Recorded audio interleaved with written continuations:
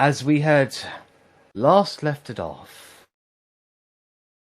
the party made their way via the directions of Bark to the Ruins of Greyhelm, a place considered a long-lost civilization. Long dead one as well. Upon getting there, you realise that the New Order had already set up shop here, more so than Bark initially believed. You initially made a frontal attack on the outpost on the outside. With Kerry's warding wind, she was able to disrupt the traps that they had laid, as well as ward off any arrow fire that came your way. You fought your way through several of their creatures and monsters and people that they had there, as well as defeating their leader, Ceres, before those that survived or retreated into the cave disrupted the obelisk puzzle that was just before the entrance, this ice-walled-up entrance, to which the party then got to. They stared at it for a few minutes before realising, oh, this is the combination. A few minutes. A few minutes. Months. We've been here for months. Really, guys, So- you're over-exaggerating. It was like 2.5 minutes. So what I'll do is actually, just for the sake of fairness, you guys spent about an hour trying to figure this out, which can constitute as a as a short rest. Okay. But Short we wait to level up until a long rest, I'm assuming?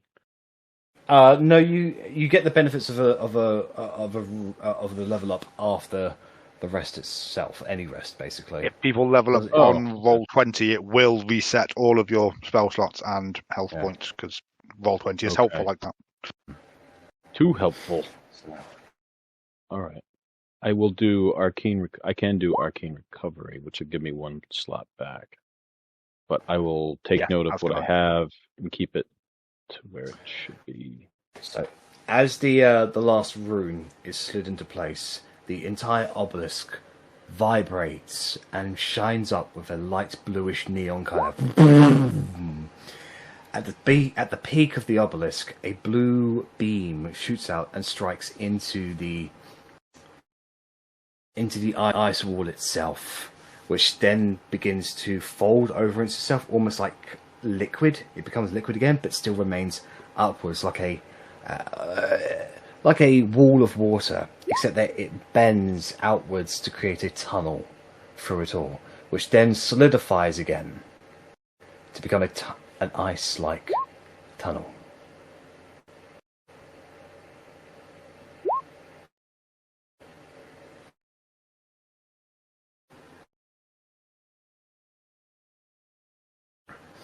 Now, I believe two people have currently got Bark and Kerry. If those two people would like to continue being those people, that would be very helpful. All right. You indeed have Bark. I got Carrie. Okay. So as you guys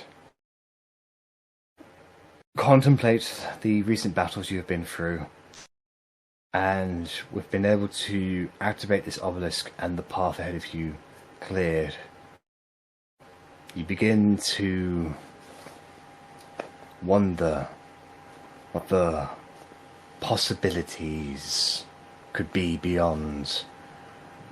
What discoveries are yet to be made? What has the New Order been doing in there? What is there to be found? What is this civilization? Many questions, and hopefully many answers, lie within. As you steel yourselves to cross the threshold beyond into Greyhelm, an understanding of your martial prowesses, your arcane abilities, just yourselves, you feel physically and mentally ready to proceed. What would you guys like to do? Cora's definitely taking a second to pray in thanks to her god for getting them through all of that safely, and asking him to continue to watch over and protect them as they embark on this next, much more dangerous part of this journey.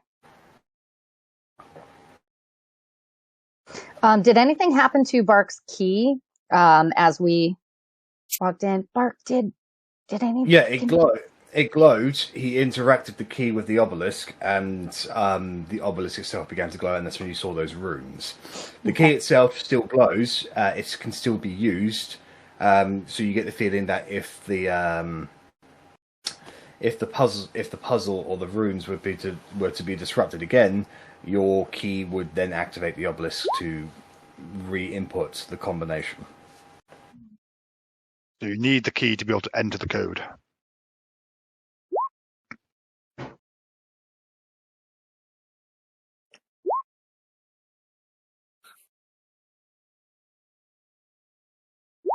Two ticks, guys. Hold on.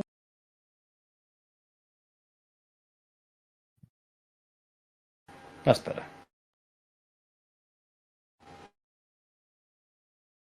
Okay. So Cora sends off her prayers in the hope that her god is listening. Bark sharpens his sword, or his axe, steels himself. Kerry readjusts her clothing, brushes her hair out of the eye, shakes off the snow that got blown up all over her during her warding wind phase. If there's anything you guys would like to do before proceeding, please let me know. Can I bring Pa and another random zombie back? I think Renos has pretty much had it. I think he got destroyed, but I just want 2 little undead minions. Yeah. Anybody in particular, or just a random person? Just a random one's fine. I'm going to stop following who they are. Pa's now a skeleton, so he doesn't really look like Pa anyway. Yeah. And so yeah, I'll just take a skeleton and a zombie, and that sounds. Okay. Ooh, what if we took? Would Ceres be a good? I could take Ceres as a zombie. They don't know anything though. They won't remember how. If you're hoping she's going to guide us once we're in, she won't. But she can still go walk into traps. Could she, with her cloak up, look like she is Ceres? No. Well, no. She looks like Ceres. She just won't look alive. Yeah, I mean, we tried that with Renos and they just shot him. I mean, but he was impaled by a trap and was still walking with his foot being pulled off. I mean, he's also got a very suitable face. All right, well, whatever. I'm looking at my spells.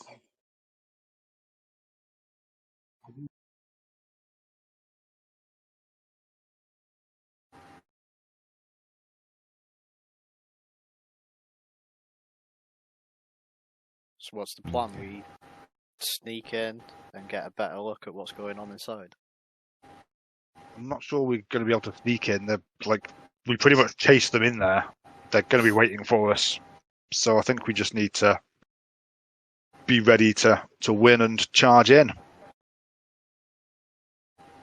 Can any of you wizards turn us invisible? No, I cannot. Turn you invisible? Was that what you said?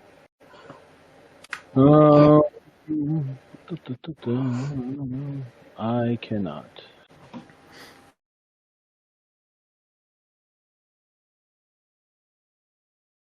Yeah, I wasn't taught. So, Vorkris, I've given you that token there as your new zombie. Thank you. So you can control it now as you see fit. They will have slightly more health because of my wizardy thing. They shoot 20. They've got 20 health at the moment, as far as I know, or 20 maximum health. Yeah, the creature's hit point maximum is increased by an amount equal to your wizard level, so it will have an 8 above whatever a skeleton or zombie's normal one is, which I normally have up and I don't. 21 then. Ooh. 21 for the skeleton, at least.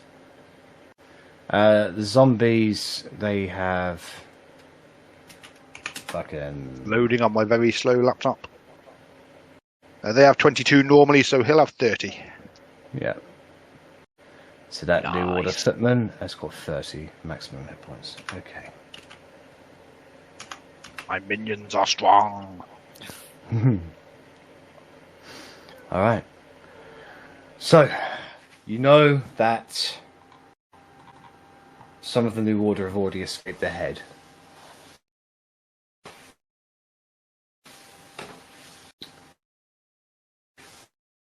Get your things up, and you move onwards into the tunnels. Walking through the entrance itself, it's kind of like walking in one of those, what are they called? Those leisure centre water parks with all the fish, but you walk in a tunnel underneath the fish tank and stuff like that. It's weird. Everything is distorted, and you can see the rocks and the mountains above you and around you.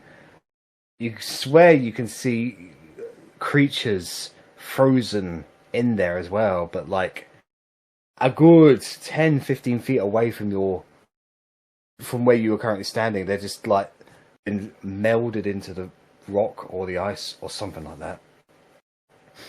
You proceed onwards for about 20 minutes or so. It's eventually you can see up ahead of you by about 60, 70 feet that the ice is slowly turning into crystal or something in that regard. Ooh, so pretty. It also opens up into a larger cavern. You can see a stairwell going downwards. The path seems to travel across the frozen pond of ice, and then up some stairwells into a triangular-like entrance beyond. Getting closer to the mouth of this cavern, looking ahead, you can see bodies. You can see 5 bodies in total. And they are almost torn apart. There are blood spatters on the walls, on the ground itself, and their blood is still liquid. As in, they were fresh kills. You realise that these were the 5 people that escaped from you. Well, they didn't escape far, did they? Do the wounds look like they were inflicted by weapons or a creature? No, Or... probably a creature. And I mean, like you can see, one of them's torn in half. Another one has got massive burn scars on their face and their arms. Another one's just missing their limbs.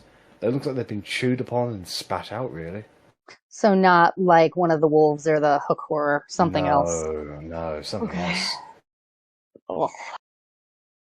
The New Order have been presumably in this place for bloody ages, and they didn't even bother to clear this cave out. Or maybe they weren't actually spending much time in here, and they were just exploring the main entrance, but because we were chasing them, they had to flee deeper. We are more terrifying than whatever did this to them. That's good to know. I'm going to try and, I'm not going to make any move to grab it because I don't think I need to, but it's stowed on my person. I'm going to be very aware of my wild Holland wheel and see if I get any pings that one of these other keys are close to me. I know there are certain distances that it will do things, but just for awareness. And I will have my hood to my elven cloak up. Trying to be sneaky big purple girl. Do these crystals... Let me just read the Harlan will.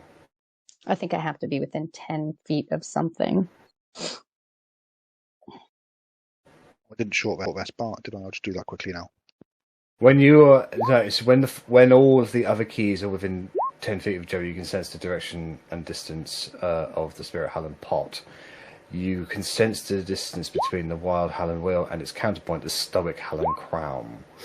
So you know that the Hallen Crown is the one in west, west, and still a good Very few far hundred away. miles. Okay. All right. I'd still be trying to see if I get any spidey senses from it, but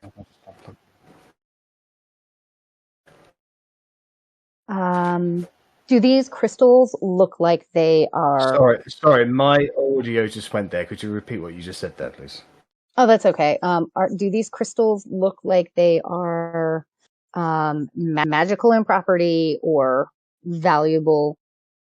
Really, I'm just curious about magical in property. But if they were valuable, I'd try and figure out whether that meant the New Order would be staying here to mine them.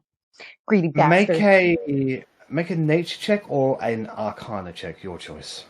Oh. Well, basically, an arcana to determine if they're magical, and a nature to determine if they are natural. I would definitely be helping you out checking if they're magical, because that Okay. sounds... Right, okay, you did nature, fine. Then Well, would I like was to going to do both. Yeah, I will. Can I help you? Vorkris, come here. I'm going to look and see if I recognize these crystals, but do you think that they're magical? I don't know. They have a peculiar property to them. They glow in a lovely way. I'm going to stand by you and just, will you to do really well. Make an arcana check, please, Vorkris. Do I get to roll at advantage? Yes. Yay! 20. You didn't even need me. Okay. You always need me. Stop lying. I always need moral you, support.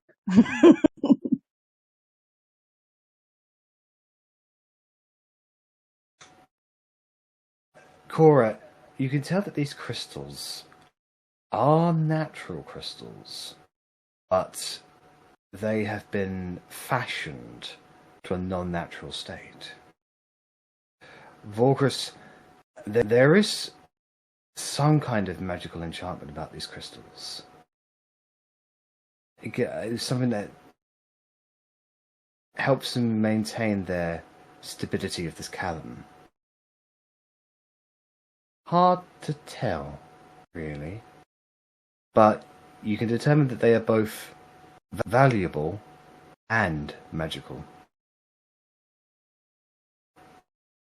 Are there any that aren't physically attached to anything? Maybe lying on the floor, one that's broken off? No, they are jettisoning out of the ground or out of the larger stalks that you can see. You could try to break one off if you want. How would you attempt to do that? Oh, if they're keeping the cavern stable, maybe we could grab it. Maybe we could grab it on the way out. So, if it starts to collapse, we just head for the front door instead of getting trapped in here. I mean, if we take a little one from the ground that's jutting out, rather than one that's jutting from the main support thing, I mean, surely that little one on the ground right there is not going to do anything. As I walk towards it with my dagger out, Cora goes. How can you know? She's not mad. She's just disappointed. It's worse. or Chris will wait till the way out. I thought you were going to say wait till Cora walks away.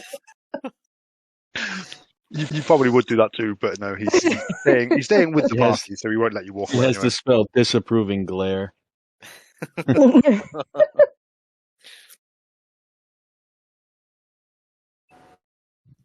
Should we send the 2 undead minions down first?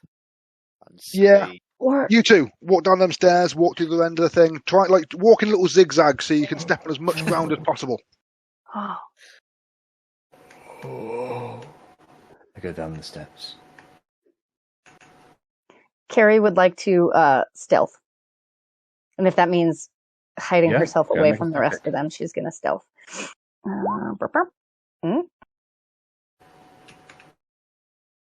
Much hide, very sneak. Can you have them both do dexterity checks, please? And indeed, so the zombie gets a -2 and the skeleton gets a +2. So Kerry stifles her movements, sticks to the shadows as possible. She's still visible to some of you. Okay, so ironically, 13 and 11. So the first one is a skeleton that got 13, and the second one is a zombie who actually got 11. Alright. So it is considered difficult terrain, so you can see them quite comically stumbling around on the ice a little bit. However, they are able to make their way about halfway across. And then the ice beneath this one cracks a little bit, and you can see its leg fall downwards, and it gets stuck in there. It tries to continue moving its way forward, however, it is properly stuck in there. But it looks like a natural ice hole that's formed, and it's not some creature that's trying to eat it. That looks like floor. Or versus a trap. Well, it's definitely. You can't hear any chewing noises. You can't see any teeth or any movement from an other creature beyond that zombie. So, what exactly is the problem there? You cannot tell at this distance. Goddamn clumsy zombie bastards! Well, one made it over. They're doing best they can, I guess. So yeah, well, I mean, there doesn't seem to be any traps or anything. Just normal clumsy zombiness. They got a foot stuck in something or other. So I guess I'm happy to go over and see if I can get their foot out. I'm happy to do it alone if no one wants to come with me. The ice crumbles away beneath the zombie, and it falls through, and you hear a sickening. And then within a couple of seconds, the ice reforms back over. Going through these bastard undead zombies like anything. There's a gesture into all the bodies. There's enough for you to make more. Okay, wait. We can bag some. That's not the most concerning part of what just happened. Did anybody else hear that when it fell through the ice and the ice just... I thought that was my zombie making that noise, but yes, the ice reforming is definitely concerning. Did it sound like that was the zombie making that noise? There was two noises. One, the guttural growl of the zombie, and another crunching, high-pitched screech. Was it a sound that any of us recognize? No. Where does the ice start on here? Are these bits here? That's like snow snowbanks? based. That's snow, basically. So is this snow as well then? Yes. Hear that? Yes. So these little crystal things, are they roughly how they look there? Could you potentially like hug the wall, stepping on crystal to crystal, and make your way around without actually stepping on ice? Yeah, definitely. Because I think that's what I'd like to try. Yeah, that might be the way to go. I'm also feeling slightly more dexterous since we were outside. Cora will wait for everybody else because she knows she's a big girl and she doesn't want the ice to break on everybody. So yeah, I am going to try and go from crystal to crystal and make my way across. Please make an acrobatics check. Carrie is going to do the most show-offy... Well, that should not be an advantage, but 21. 21. You're not skilled in this. Yeah. Because you're not trained in this by whatsoever, so it does take you a significant portion of time, probably about 3 or 4 minutes, but you are able to hopscotch and just hug your way across the crystals over to this ice snowbank here. Yay! And you're like really impressed with yourself, and you turn around to see Kerry doing exactly the same thing, but she is going on her hands, she's cart flipping the entire full way on over. Cirque du Soleil shit. Yeah, always a show off. What? You can't do that? Look at these big claws. They're designed for magic, not acrobatics. Dorprix. I don't know why claws are designed for magic, but they are now. Maybe you should try selling your soul to somebody and you'll be better. Dorprix, If I thought I'd get a good price for it, I would. Begin the process. Okay. Once again, this is not something you're particularly trained or comfortable in. You are able to make it halfway across before the crystal that you stand on cracks a little bit, and it doesn't fall off, but it like becomes loose, and you jettison down by like a foot or so. It's like, oh. Phew.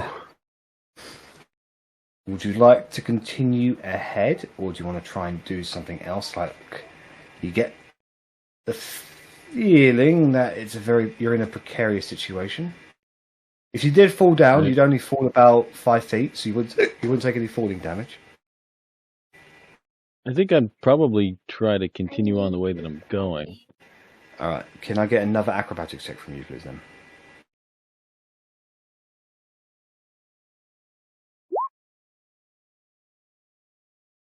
Takes you another couple of minutes, but very, very carefully, you are able to make your way over onto the other side of the snowbank.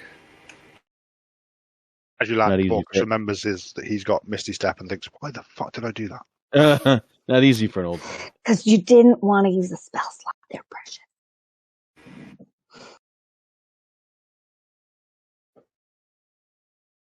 Who'd like? So Bark is also going to try. See how Can I get acrobatic Bark is feeling. Yeah, let's get an acrobatics check from Bark. It's Bark is always said to be. You guys are rolling stupidly high on your acrobatics today, guys. I didn't realise the party. Just wait. Everyone's a +3 or +4. I'll bring it back The down. most dexterous people have gone first. That's why. Yeah. I have faith in Zurich and Lisma. Okay. So Bark, almost as if he's just trained for this certain thing before, he's able to hop his way across. And it does take him a couple of minutes, but he's able to get onto the other side safely.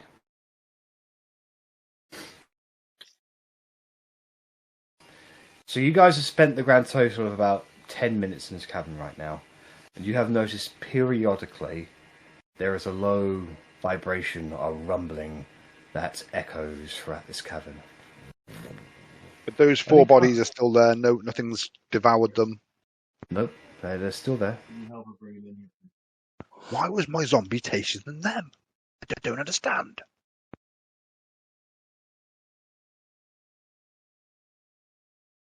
It would just be that your zombie didn't have as much survival instinct as those people.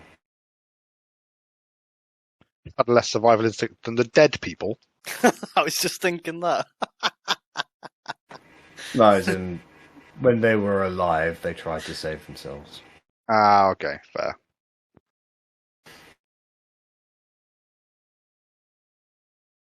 So, who would like to go next?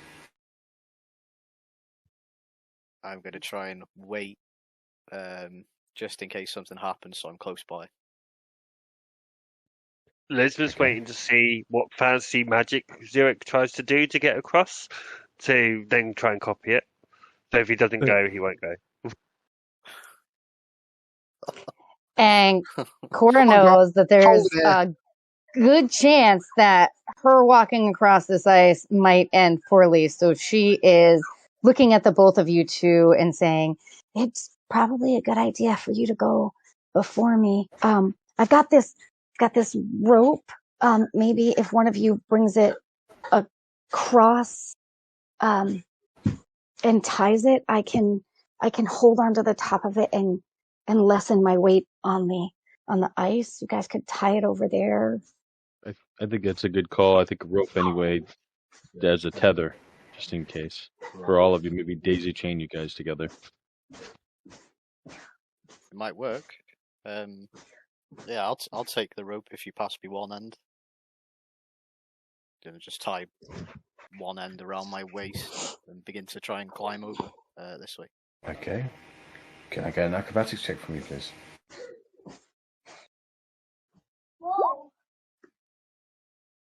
Okay. So, with the rope tied around yourself, you begin climbing your way across. Very slowly. You slip on a few occasions. But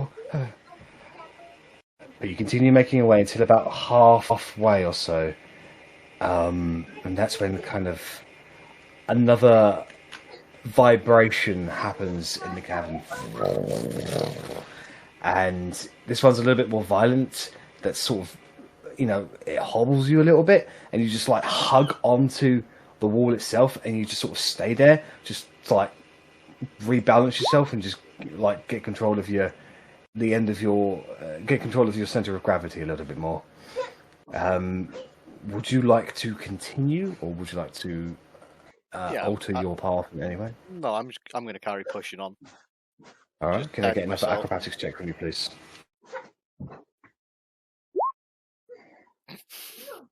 From strength to strength. You take another step and another, and then the crystal beneath your feet gives way. And you just immediately slide down onto the ice itself. You slide.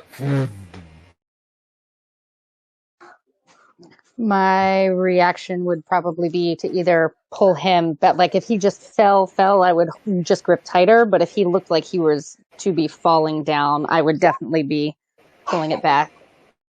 Okay, so Zurich, do you allow this to happen? Yeah, if she's... Okay, so as soon as you hit the ground, you were pulled away by Cora. You were off your feet, and you are now sliding across the ice towards Cora and Lisma. Your weapons and your armor clanging on the ice as you go cling, cling, cling, cling, until you get back to the snowbank. So he was falling through? Yeah, no, he went across, and then he fell down, but there's only like a 5 foot, like, leaving left in that gap. Okay. So he wasn't falling through the ice. He fell onto the ice. It was. And okay. then I thought No. No. Yeah. You went onto the ice. You slid onto there, so you were standing upright on the ice. And then Yeah. Cora pulled you, and you like went off your feet, and you slid across the ice to the snowbank. So I had said that if he looked like he was falling through, I would pull him back. But if he looked like he just fell onto the ground, then I was holding it tight. No, my apologies. I thought you meant like if he fell That's onto all right. the ice. So. Did So we I only just got do? it. Making sure. Did we only do rope on one end? I thought we had gone all the way across with it. It was only on one end. Only one person thought of the rope, and that was Cora. She gave that to Zurich. Yeah, he's got it for right now. I was hoping. Okay, that's fine.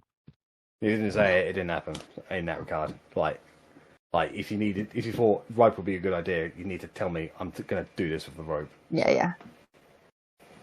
I thought maybe she had Yeah, I thrown think he it thought I across, but threw it across. No, I Zurich tied it around him. Yeah. That's fine. Because once he gets across, then it will be over there. Then we can do what I was thinking anyway. Because then it'll go all the way across. So. If he makes it.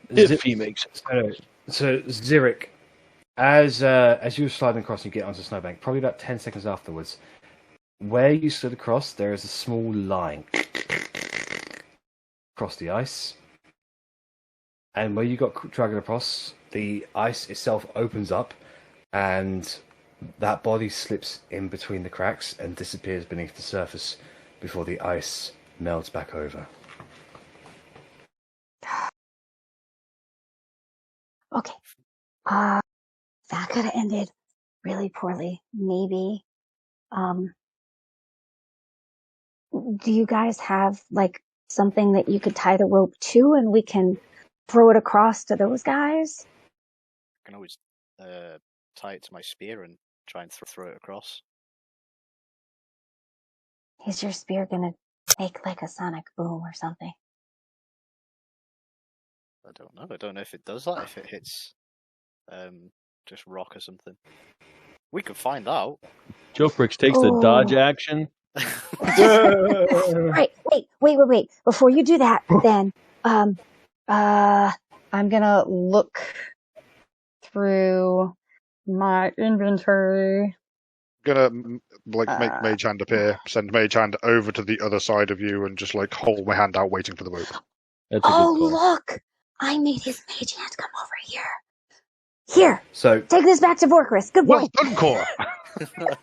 So the mage hand grabs the ropes, goes back onto the other side towards you, Vorkris, and like a dog, it obediently hands you the rope. And I tie it round I look around for whatever the sturdiest looking crystal is, and I tie it round that. Yeah, Up high. there's Up one. high. There's one for that. There's one that's like almost like a tree trunk in diameter, but still quite small. So you're able to like wrap it around there and do like a double knot, just make sure it's like nice and secure. Perfect. So you have the equivalent of like a like one of those. You know, in the play parks, you have those ropes that you can like hold onto and like walk across or Yeah. something like that. You basically have like the equivalent of half of one of those across the ice at the moment. So you can walk on it and try to avoid the ice, or you can walk underneath it and use it for stability across the ice. Your choice.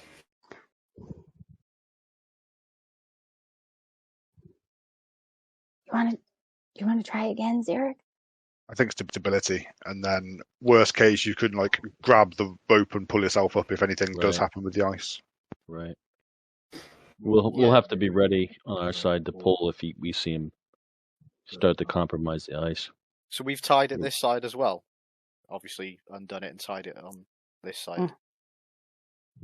Yeah, I guess I can go. I don't mind. Okay. So are you going to walk on the ice holding the rope overhead for stability? Yeah, and then I'll grab onto it, and then I'm just going to try and swing my legs up, and then just... Oh, yeah, you're going to do it like that. So, okay.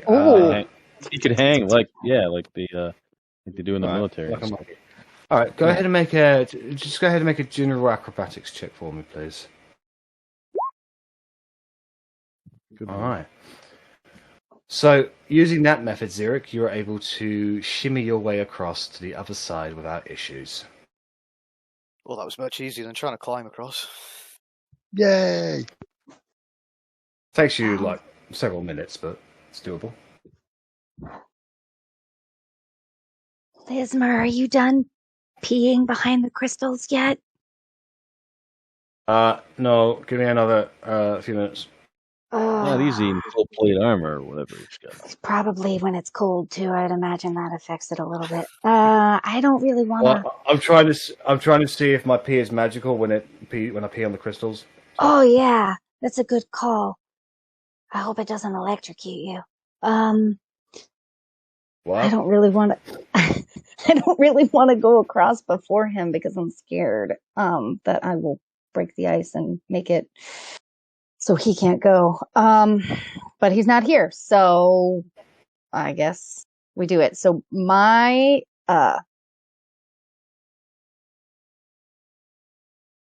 Why don't you go while he's peeing? yeah, but that's what I'm going to do. Just go and don't because break he's the not ice. here. You'll be fine. Don't break the ice. I break chairs. You think I'm not going to break an ice? If anything happens, he'll have to break off mid-pee and help. That's all. He won't. He'll be too busy looking at his magical pee. I can't stop once it starts. Melt on the ice. We're gonna have a Jordan situation at this point. Oh God. Well, We're walking gonna is have what a it's fist time for short monster. rest. So I'm gonna grab the rope while I'm still on the snowbank, and hang from it just to see what happens. Well, your feet will come all the way down to touch the ground, so I can't lift my. Yeah, you can lift yourself up and do what Xeric did. Like he dipped down, but because he put his legs. I just want to make sure that I'm not going to break the crystal over there by putting my weight on it, because then the whole thing. I mean, no, the rope is pretty secure. The rope is pretty secure, so. Okay. What could I do to get across that would utilize strength? Really, just holding my weight with my arms and trying to move myself this way. I know that Xerix was a little more. You can try long jump your way across. Straight through the ice. That's not. I don't like that idea. Unfortunately, anything to do with balancing or utilizing a rope for balancing is dexterity. Unfortunately. Okay. You would think that even if you were. Because it's either walking on the rope or, balancing yourself on the ice. So. Okay. So, like, you would think, Cora, like, if you even if you were on the ice, that you pulling yourself towards the rope would take some pressure off the weight. Yeah, no. If you were to walk across the ice utilizing the rope, I'd give you advantage on the dexterity check. There you go. Because normally it's just it would just be a regular dexterity check to walk across. Okay. All right. I'm using rope to try and take some of my weight off as I walk across. Okay, go and make a dexterity check at advantage, please. Oh, wait, sorry, you said dexterity. 13. Okay, so you make it about halfway across when you're holding onto the rope. You like dip down a little bit. However, you pull yourself up, like pull your arms over the rope and just like correct yourself. Your arms do the kind of like the crazy river dance a little bit, just like slipping, but like maintaining your center of balance. But eventually, you're able to correct yourself. You have climbed on the ice a couple of times with your feet, but nothing seems to have happened yet. Do you want to continue the way you're going? Can I move over here on the edge of the ice, and then with my spear bang on the ice here? Yeah, of course. Ting, Ting, ting, ting, ting, ting, ting, ting, ting. Why are you doing that while I'm on the ice? I'm hoping it's gonna draw it. Not like to break it off, just to make a noise. Like Yeah, you're making a noise, definitely. Like ting, ting, ting, ting. Yeah. Okay. And in response to that, the rumbling in the cavern begins again. Go, Cora, go! All right. I'm gonna keep going. That's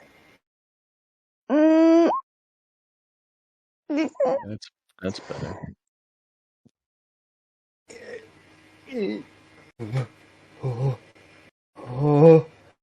And for the final 5 feet, you just like you just jump and you make it onto the snowbank. I go and sit down and hug my knees into my chest and like put my forehead on my knees for a second. I can't handle what just happened, and I'm really nervous about having potentially cracked the ice for Lismer to travel over. Well, No, you're not part of dead the yet. ice You've got has magical cracked. feet. Joe should be the ice monitoring has to see if it cracked. go back together. Part of the ice has cracked, and this body up here disappears beneath the cracks before it mulls over again. It's back together. It's back together, Cora. It's all right. It's back together. You did fine, Cora. You're whining over nothing. Oh, it's not gonna make Whining. I'm literally silent. I didn't say whining. I said you did fine. You were I thought worrying over nothing. I thought you said you were whining over Nice. nothing. Oh, you're the best to me, Fortress. Lismer, are you done with your magical pee yet? Lisma, what were you doing? I'm gonna just go across on the crystals like everyone else was doing, if that's still possible. Right. There's a little Well, rope I don't helping. I don't think he's heard what we did with the rope. Yeah, he was peeing. He didn't see anything. I was taking the dogs out. They were peeing. No, Lismer was peeing. Liam was taking the dogs out. Oh, right. Lisbeth potentially wins. all right. So, well, you have two possibilities. You can walk across the rope, or you can use it as a stability to walk across the ice. I'll use it as a stability to walk across the ice. All right. Please make a dexterity check at advantage, please.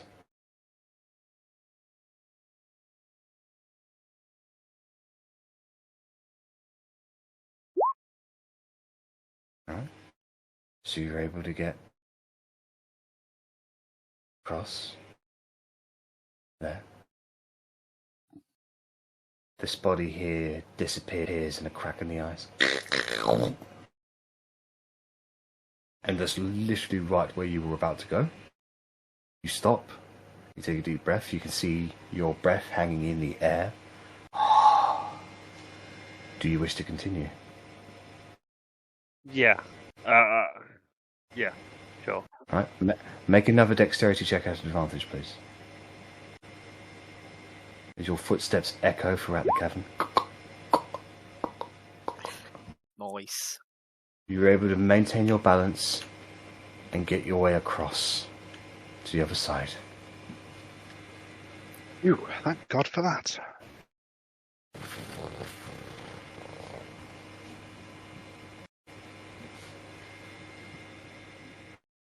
Another body disappears beneath the ice. Would send my mage hand to grab the other end of the rope. Okay. And pull it back so we get to take our rope back. Yeah, Vortex, don't take any crystals just yet. That rope was securely attached to something else. I don't think the mage hand is going to be able to undo it. It requires two. It would require two hands. Yeah, we might need it on the way out. Actually, that's fine. Okay. I'm looking. Does Carrie have mage hand? No. I think Joprix does too, but it's probably not a bad idea to leave it. Yeah, it makes more sense to leave it, and we'll get it on the way out if there's a way out. Other people have rope, just in case we need it. Everyone's got 50-foot of hamper rope. It's most people have rope. Standard travelling fare. I don't know what y'all do with your stuff. Never leave home without it. Actually, Joprix does not have mage hand. I'm sorry, I lied. Liar. Do not. Liar face. We've got a replacement for your other servant anyway, and then just kick the body in front of me here. Yeah, I haven't really got the magic to keep wasting on bringing things back. We've got that skeleton. That'll have to do for now. Okay. As you kick it, it slides off the small little snow mound it was on. Rolls a little bit, and its hand sort of flutters onto the ice a little bit. Ooh, we got a live one here. No, he's dead. That was literally a reaction of you kicking it. Yeah, I'll just drag him back up to here and then just give him the once over to see if there's anything on him. He has a longbow and 10 arrows on him. Oh, back, them arrows will be handy for you. I mean, if you don't need the bow, my skeleton can use it. I think they can actually only use short bows. I can make it shorter. I mean, he can utilise the longbow. I just don't think he's proficient in it. Because Paul wasn't proficient in it in real life, so... That's fair. I'd give him a bow. Okay. You can do something with it. You can get a bow and 2 arrows. Bart can have the other 8.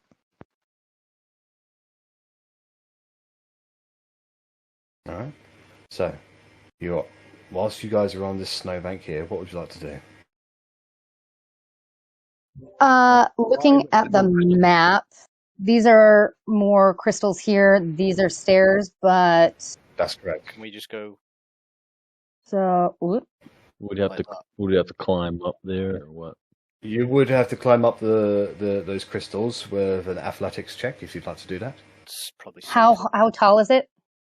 It says 10 feet tall. Okay. I'm going to pick up Carrie and hoist her up.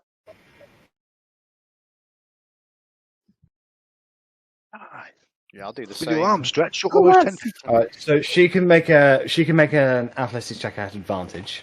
Okay.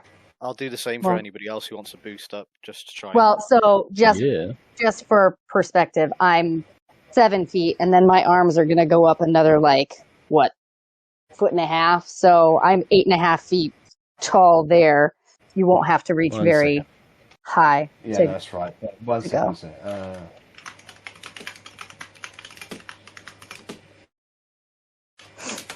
You're big. I am big. If you're 8 feet tall, your arms will be 3 feet long. No, I'm only 7. I'm a tiny furbolg. 2.5. It'd be longer than 1.5 feet, though. They'd be. So 2 feet tall. I mean, so then they should be. I don't know how that works. My arms are stubby.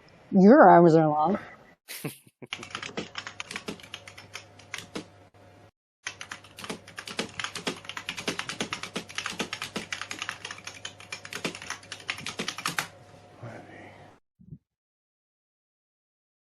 So you're 7 feet tall, yeah. So you're a foot underneath being classified as the large category. I was just curious. I was like, where's the cutoff point from medium to large creature? Yeah, they made furbolgs. I mean, I could get up to 9 feet, and they still classify me as medium, regardless. But for lifting and pushing and dragging, I count as large. So. So with Cora's help, nobody would need to make any athletics checks. So. Okay. Ooh, awesome. So I'm picking you all up. Cool. You just have to worry about you. Are you able to get up here? I'll figure that out. We throw some rope down. I was going to say we can do the rope thing again. Yep. So in theory, right, as long as I could jump a little bit, I should be able to get pretty close to the edge. Would you say it was an athletics check to try and climb up Yeah. anyway? All right. Athletics. I will. Once everybody's up, I will try and do that. Make an athletics check. See what happens. Takes you another minute or so, but you're able to climb up the crystals and get yourself over onto the other side, and you are up there. Without touching that scary ice. Right? That was weird. Good job, guys. Go team. As you look down onto the ice, you swear you see something scaly swim underneath it. Maybe just a reflection of me. Does it look at all like Vorkris? No. It looks big. Oh, wow. I'm sorry, I missed it. What did we see? Something Something big scaly. and scaly swimming underneath the surface. Oh, I see. In terms of color, did it just look shadowy, or did it look like it was brighter, like we could see a lightness to the color? You could see movements in the reflection of the light. It looks like it would... the color it was could blend into its natural to the environment around it. I'm not excited about that. All right.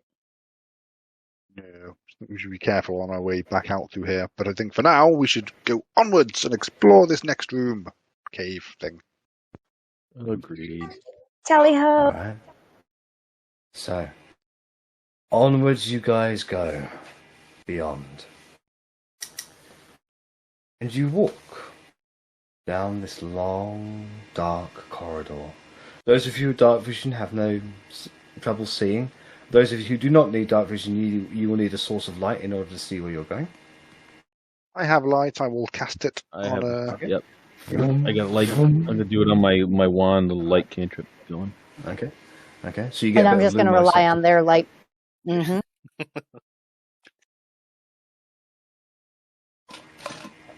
So,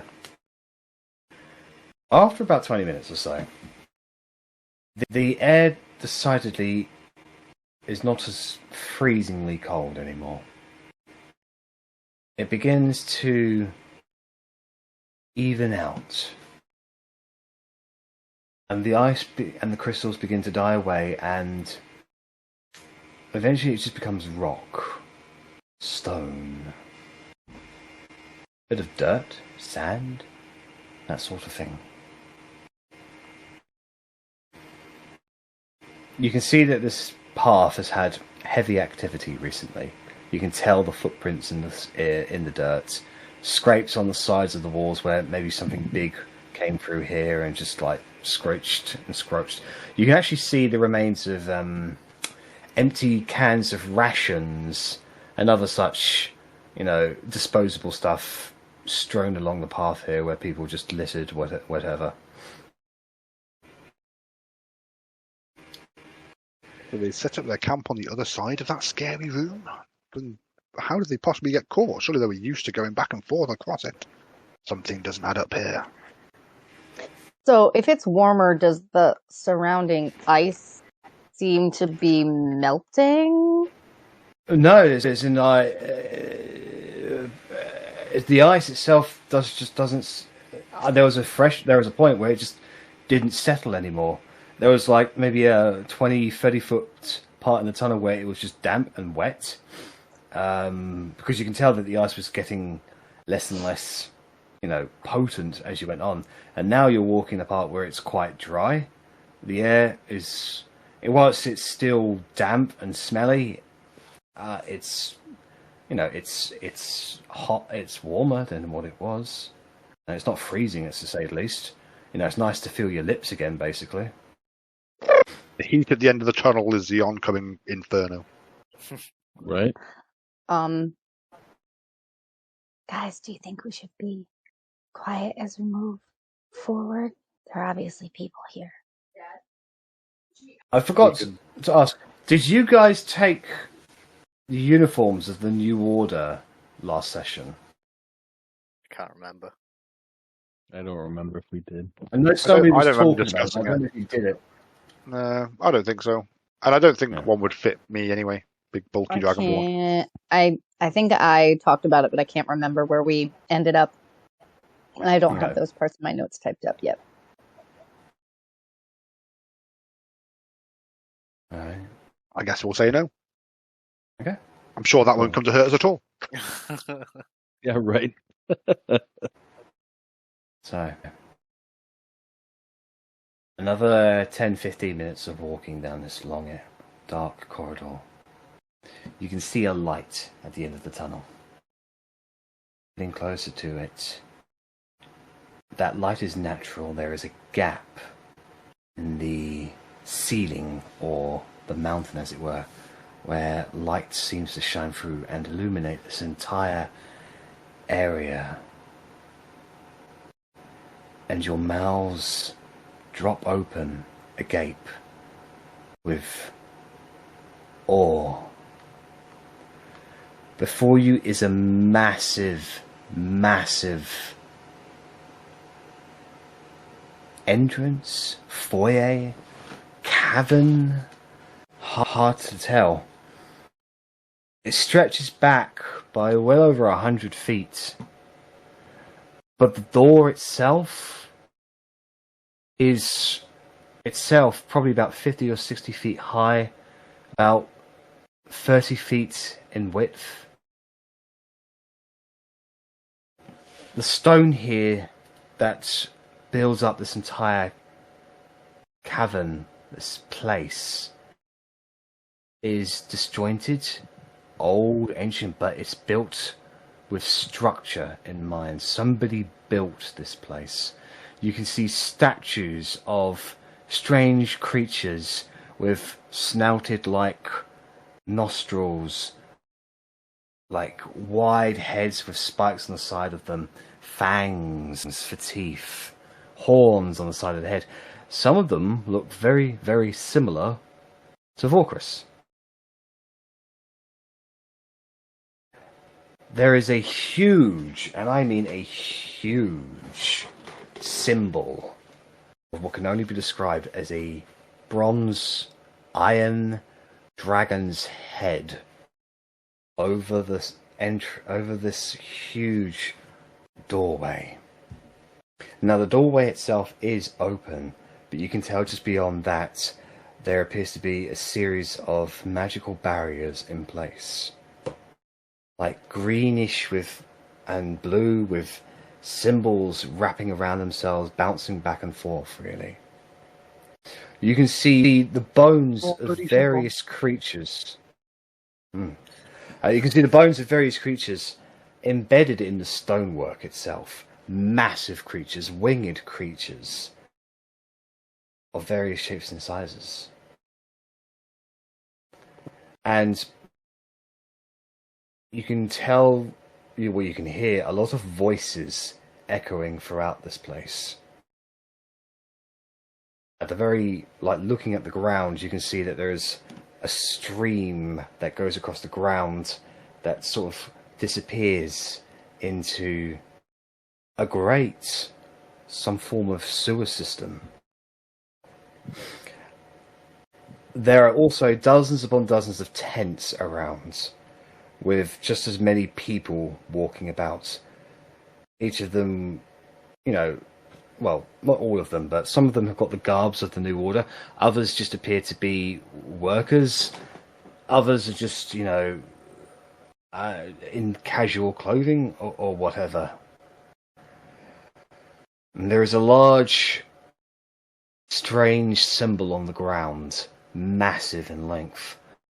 A depiction of what could only be described as a dragon's face, but with a huge sword pointing away from the door towards the entrance where you guys are now coming from, through the head on the ground. The sword itself is probably about 80 feet in length, but it's all artwork on the floor. Staring upon this place, you just see what you can only assume is the true entrance to Greyhelm, and the New Order base that goes along with it. Ah, good. A new order base. That should be easy to wipe out. Poor Chris. I You can thought that. see some of them are eating by the from fire pits. You know, they're just like munching on their food at the moment.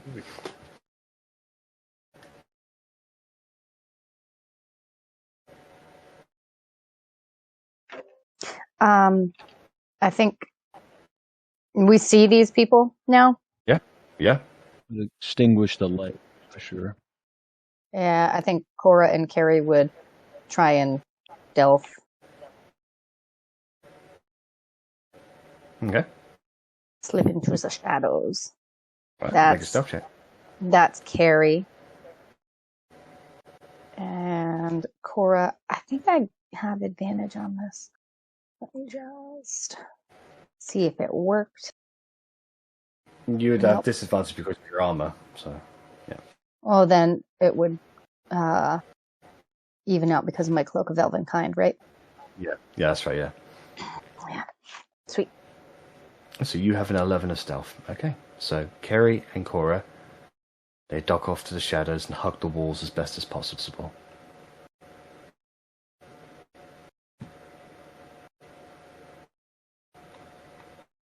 I think Joprix would attempt to stealth also.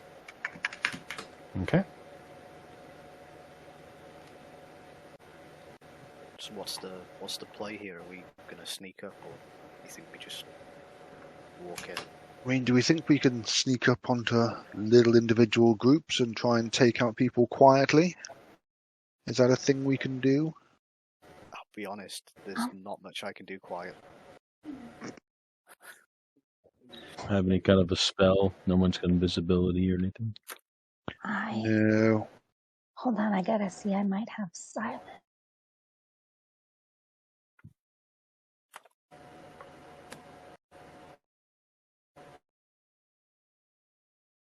That was actually Vorkris, not Bark.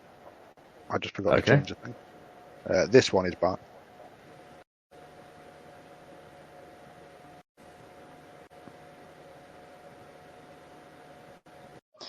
All right.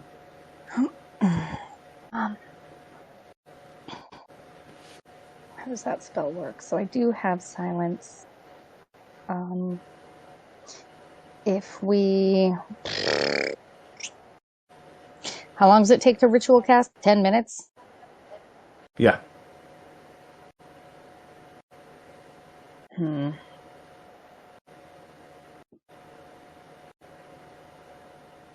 don't know if I feel like we have. I'm assuming this thing in the middle is a big wall, so we can't see really what's on the other side. Yes, that's right. Okay. Yeah.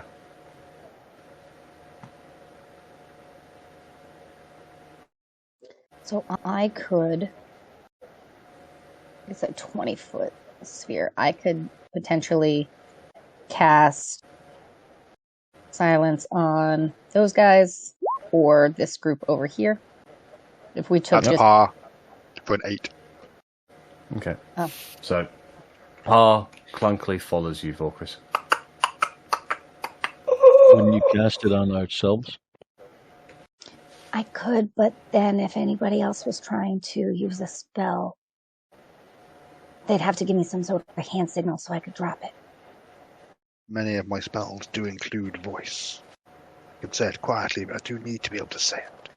Well, I think once we're spotted, the jig is up at that point anyway. But we can, if we cast it on ourselves, maybe we can give it a shot to be quiet. Hug to the walls.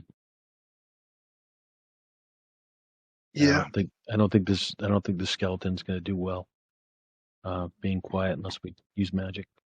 So could we? Oh god, my map is screwed up. Could we potentially? We see this. Could we potentially move back or duck down so we could be less noticeable for 10 minutes? I'm just trying to figure out if I can get away with ritual casting this. There is activity in this cavern, so it's unknown whether or not somebody would find you in those 10 minutes. How about Will you we just start, recede? and if anyone walks over here, we'll make sure they don't interrupt you. Okay. Possibly noisily, which will kind of defeat the object of silence, but... Okay. Well,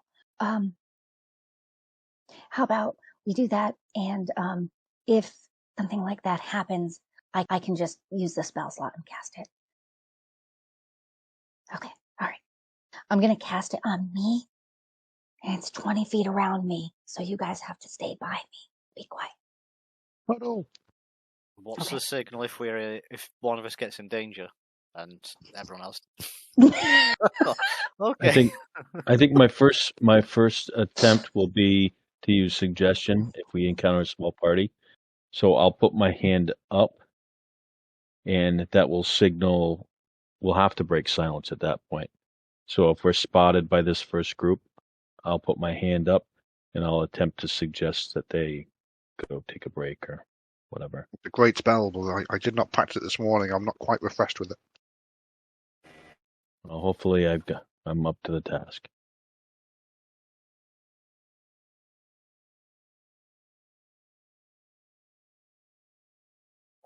I'm ritual casting away while they're continuing to ponder over what they're going to do. Zurich, are you stealthing too?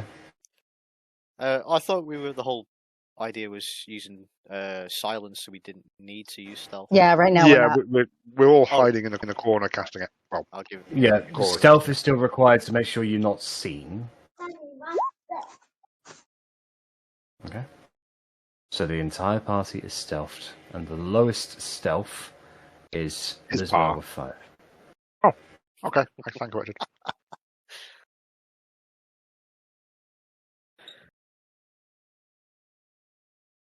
And a double roll was on purpose because I have disadvantage because I'm in splint armor.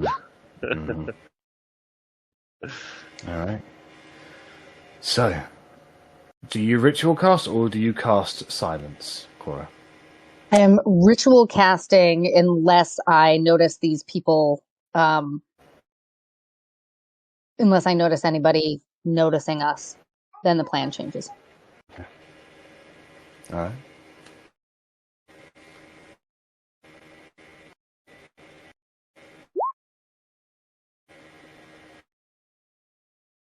So about a couple of minutes into it,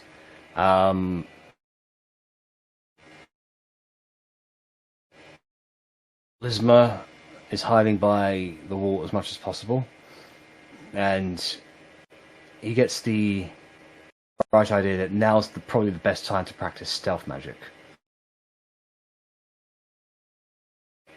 And he sort of ducks totally himself do away into the. He sort of ducks himself to the side as much as possible, and he's like, "Come on, focus, stealth magic, stealth magic, stealth magic." And that precise moment, a little bit of electricity sparks off your fingers, and just zaps into the step, like a couple of steps before you. And the two people over at the fire pit just look over and see you there, Lisma, and behind you a skeleton, and they just look at you. You all right? I'm gonna wave. I would run forward and be like, help me, there's a skeleton. Oh shit! Oh, go!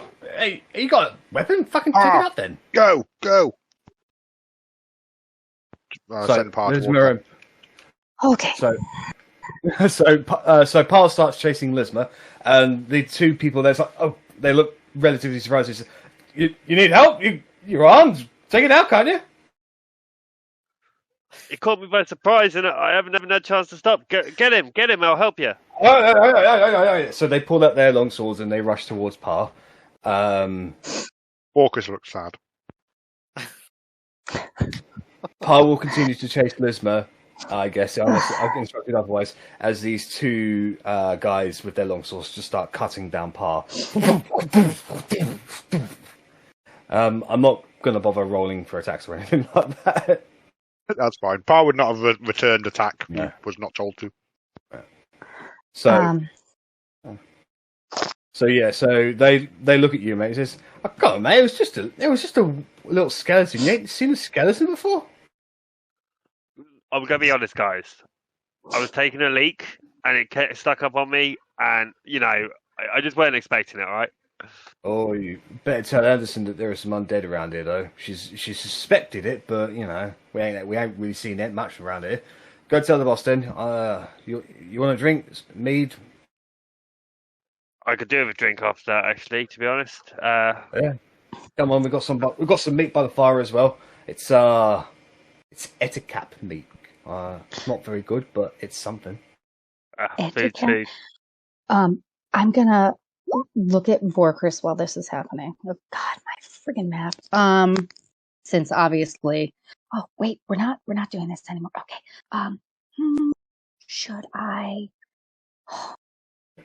I cast silence on him right now, and we can all go and kill them? He'll talk his way out. It's fine.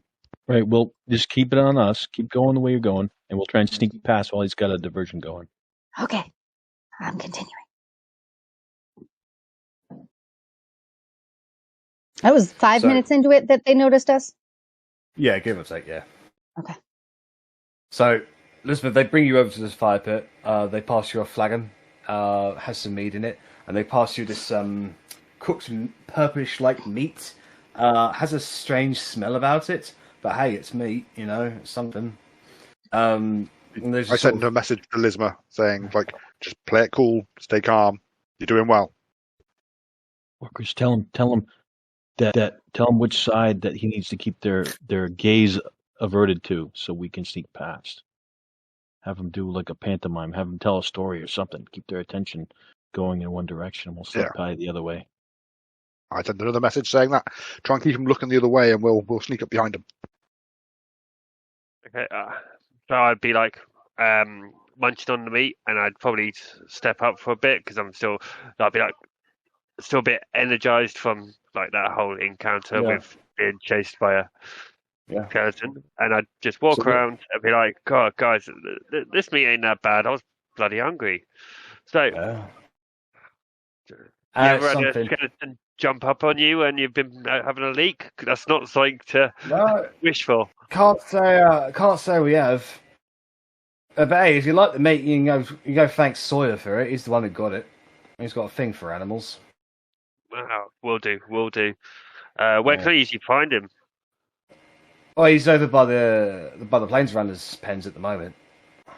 You're I don't recognise you. You new around here? No, I've just had a shave. You probably see me with a longer beard. Well, most of these people keep their fucking hoods up anyway, so it's hard to tell. I tell you, I know what you mean. It feels like I talk to a new person every day. Yeah, some of these people, like, I don't know if these hooded folks are like your mates, but honestly, some of these people creep me the fuck out. What? Me too. You know, some of them just get the sense that you're up to no good. I look. I'm here for money. Pip's here. He's here for You're here for what? You're here for? I'm here for the gems. They said loads of gems around here. Love to take some gems of mine. Yeah, it's cool. What you here for, mate? Money, of course. Oh yeah, fucking loads of money to be made in this place. Just got to find the right buyer. Fucking, oh mate, I think they were talking about finding some really ancient bones that belong to a long dead race the other day. God, fucking Anderson was going on about how some people back in the old world, they paid tens of thousands of gold for that sort of thing. Fucking, and that's just and we haven't even got through the front door yet. You know, this is literally just outside the front door. Imagine what you'd find inside. Christ, that's quite exciting. Yeah. Anyway, don't want to keep you, mate. You best go tell Anderson there's some undead around here. Yeah, that's a great idea. What's the best way to go? Oh, well, she's. I get turned around in these places. Literally, look just over there, mate, by the floor symbol. She's that one in the fine clothing. With the books around her. Sorry, I'm terrible with names. What are your names, by the way? Oh, that's Pip. I'm Sam. Cool. Well, have a good one, guys, and I will clumsily, to keep their attention, walk away. Yeah. I mean, they do look at you. They're like, he's odd. Yeah. Man's just been scared. Man's just been scared out of his pants. So, cut him some slack. Yeah, all right. How much time did we manage to kill? Oh, that's probably about 3 minutes there. Not good enough. Okay. Somebody could tell Vorkris to tell him to go back and tell him he's hungry again. Because that's a Lismer thing. Lismer doesn't stop eating ever, even when it kills him. Actually, okay. I actually. Oh, by the way, guys, can I get some a bit more meat and some of that meat for walking over? You know, I'm hungry. For the 5 hits 30-second right walk there, over mate. there. 5 hits there, mate. You help yourself. It's not ours. It's just I'll just be like slowly picking it off and then eating it right in front of them. they just kind of look at each other, confused. Go ahead and make a general deception check because you're trying to blend in.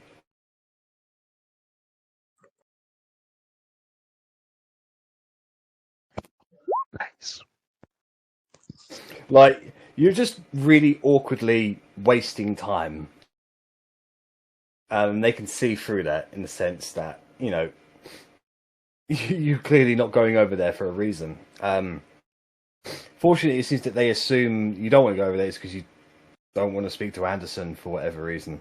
Like, they're looking at you, they know something's odd about you, but beyond that, they don't really care.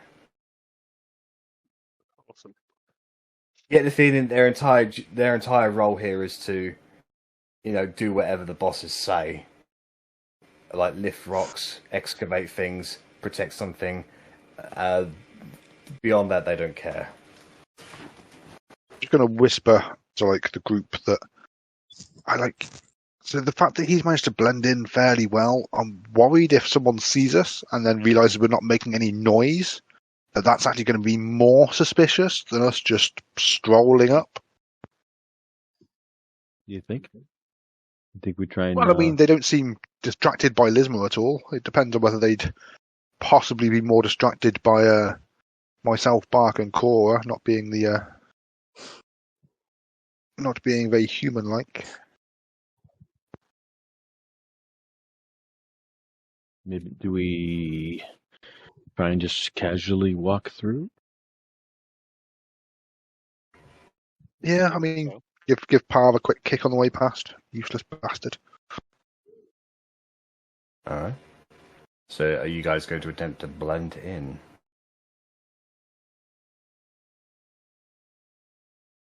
Yeah. Like Why not? act casual. Yeah, Okay, I think sure. as a group we'll stroll up. Alright. Can I get a group deception check, please, as you attempt to blend in? Yikes. If that's what we're doing and we're changing everything, Cora's going to cast Disguise Self. I believe Bark also has it. Yes. Ooh, and I also have it. So yes, we could just look like generic human. I'd look like a water person. Yeah. I will double check that. I even haven't prepared. I must have been actually ready for something. Double check the Bark has it. You could have even been doing that for 10 minutes, ritual casting it. Yes, Bark does also have Disguise Self. So yes, okie doke. So all of the non-human people are now human-looking-ish. Okay. So one looks like Brad Pitt, one looks like Rihanna, the other one looks like Andy Serkis. There you go. Why not? Wow. Cora could be Andy Serkis. Why not? There you go. Great. We're all rolling deception, right? Yes, please. A group deception check. So the second one is who Bark, are- who is not as good. Hey, Did people- fucking 2 natural 20s. That's 4 successes right there. Alright. So Bark is not particularly amazing at deception. That's Carrie. Fucking Kerry is amazing at it. Like, she just immediately is like, let me show you how it's done, guys. And she just like walks off like she owns the fucking place. When she cast Warding Wind. But then everybody else is able to.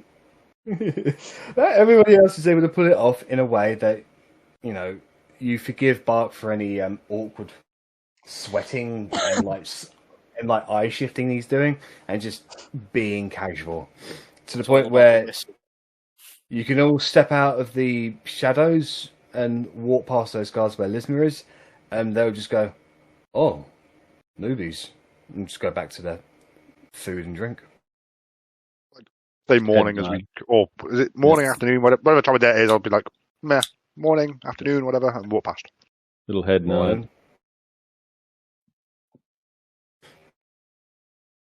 So as the guys would walk past, I'd say, "Ooh, chance to make new friends," and I would join them. As he walks away, they just look at each other and they just shrug.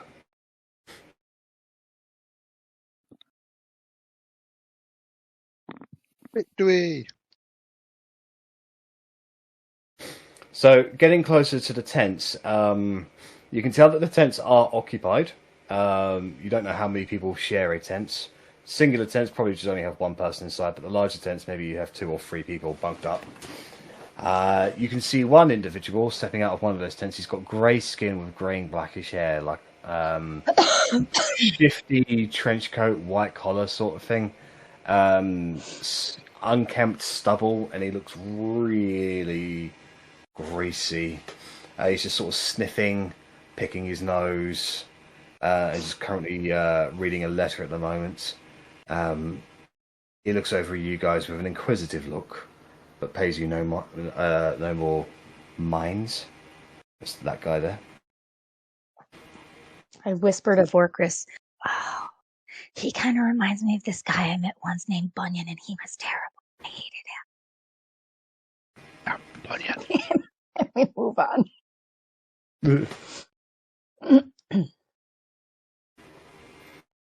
I Getting share the information on Sawyer and Anderson, just so the group has like some info in the local area to try and blend in better. Okay. Okay, very good. By looking at Sneed, this guy over here, does he appear to have weapons on him, or does he appear to be a bookish sort? Like, from looking at him, do I see a holy symbol? Can I make an insight check?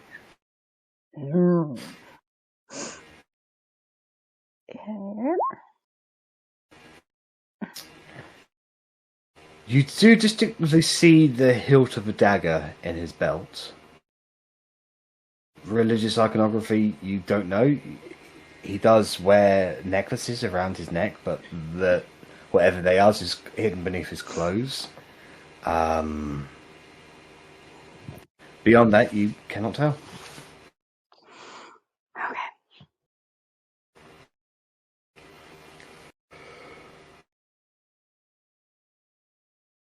Which way are we going to go, guys? Left, right, or center? I have no idea. Well, I don't even know what the plan is. What's the plan then, boss? Yeah, we're kind of just making our way at the top. But Did we hear Lismer's conversation with these guys as he was talking? No, because you were focusing on something else and nobody asked me if they could hear that, so there was no perception check. Okay. But Did he fill us in on Anderson and stuff, though? Yeah, he told you what he's learned. Yeah, that's okay. We know that there are planes runners in here. Yes. Sweet. perhaps if we could make our way over to the plains runners and perhaps they escaped their stalls and stampeded through the tents, perhaps that would create some sort of distraction that we could use to sneak up. Well, looking over at the camps, there appears to be two plains runners, so... Yeah, okay. I was hoping that was representative of lots. No, there's only two, unfortunately. Okay. Two of those beasts on the loose. Do you think that would cause enough of a distraction? Depends on how frantic they were. If we got them really worked up, I mean, Cora, you're quite good at animals. Could you talk to them and get them all riled up? And Cora is absolutely stoic right now as she's remembering the last time they were with Planesrunners and Workress wondering what Planesrunner burger tastes like, and Isaac blowing one to smithereens and reaches up absentmindedly and touches the feather that's in her hair that's disguised because, she looks like somebody else. But Yeah.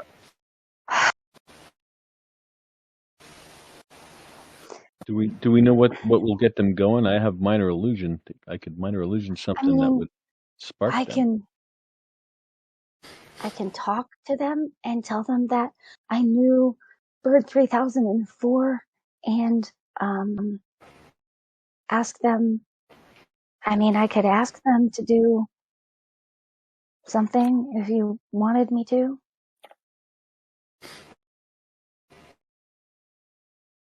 Just for clarification purposes, Digit 3006 is considered No. hiding. Oh, sorry. He's hiding? Yeah. Who is he? I would assume whoever has the biggest bag. I imagine Kerry's got a big bag to hide all the steely shit. Yeah.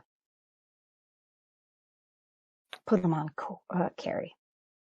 Okay. These tents look like they are one-person sleeping tents or two-person sleeping tents? One person sleeping tents. Okay.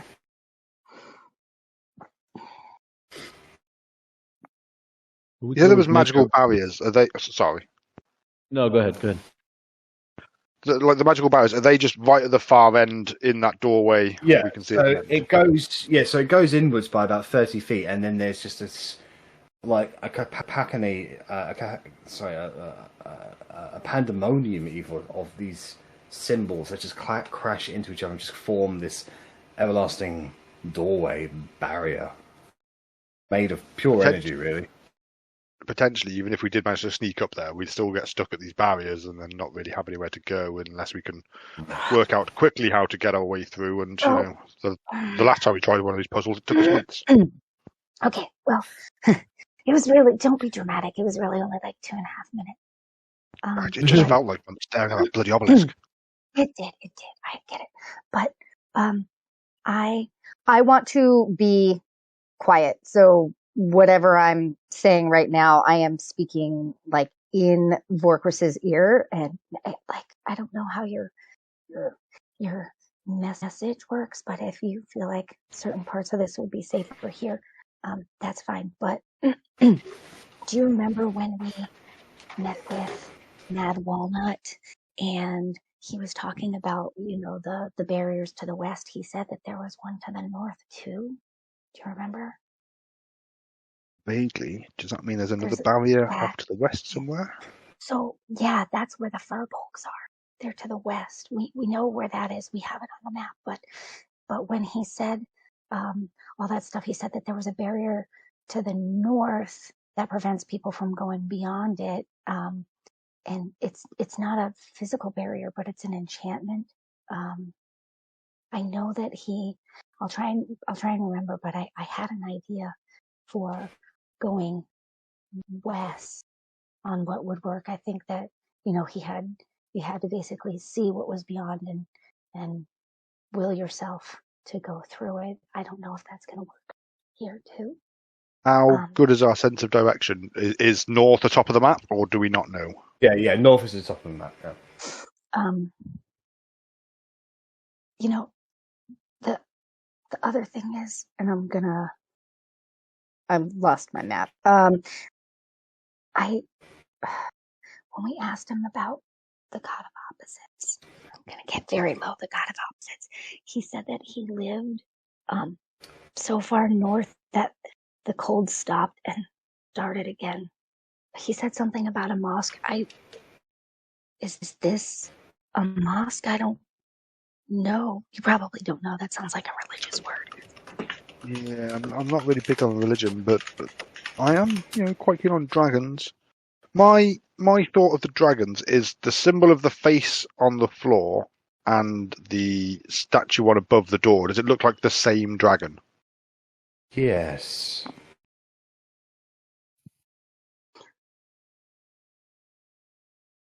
Jack, is there Look at that light sword. coming? I don't think that this is good.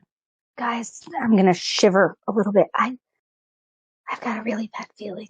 I don't think that anything good is That feeling happens as soon as you mention that god. Just so you know. okay. Guy, I'll look to Bark and say, Bark, do you know anything about this? Like, No, I've never been here before. But they're acting like we belong. Maybe we find out what they know, and then try and beat them to whatever's beyond that. Yeah, we could like split up, take a fireplace each, and sit down and try and just talk to the guards and find out what's actually going on here. We could all pretend to be new and blah blah blah. Well, Lisma would then say, those guys I was talking to earlier, they think you're a bunch of newbies. Maybe you can ask them questions. yeah. I imagine most of them would think we're a bunch of noobs because we've only just like they don't recognise us. So I just want everybody to be aware that I really don't have a good feeling. And when Mad Walnut was telling us about it, he said that our souls would have to be sacrificed if we were going to go into whatever place he was talking about. He said, stay away from that place if you value your life. It's not just your soul that will be sacrificed. So it means that definitely your soul, and I don't know what else, but I mean, my soul's not worth it. I'll sacrifice it if I get a good price. It's fine. Forcris, stop that. Souls are overrated. You can't weigh one. You can't use one. You can't measure one. she closes her eyes and prays for you. Not really using it at the moment. So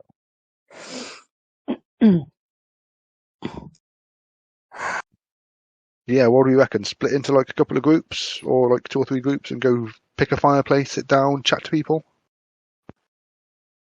I don't even know what the fuck this room is.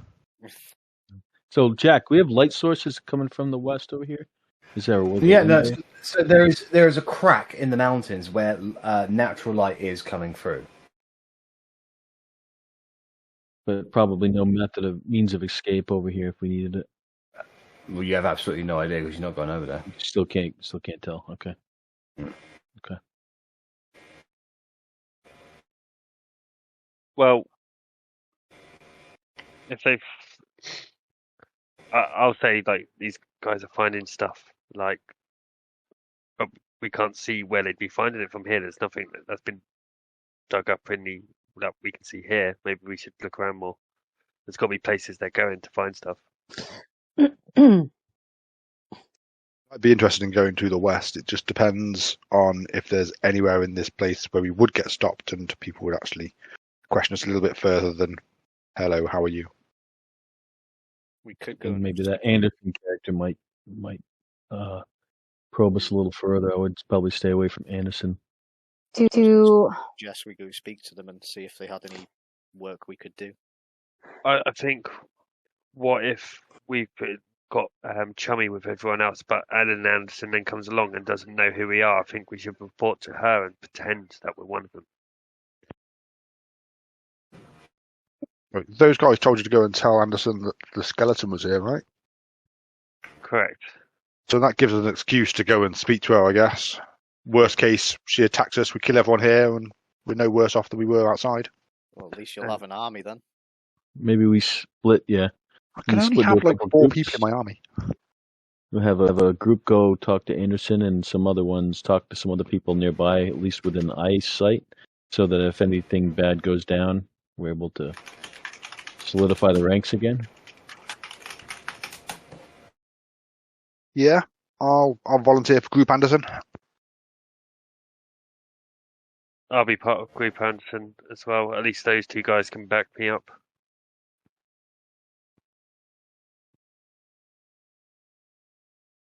Okay.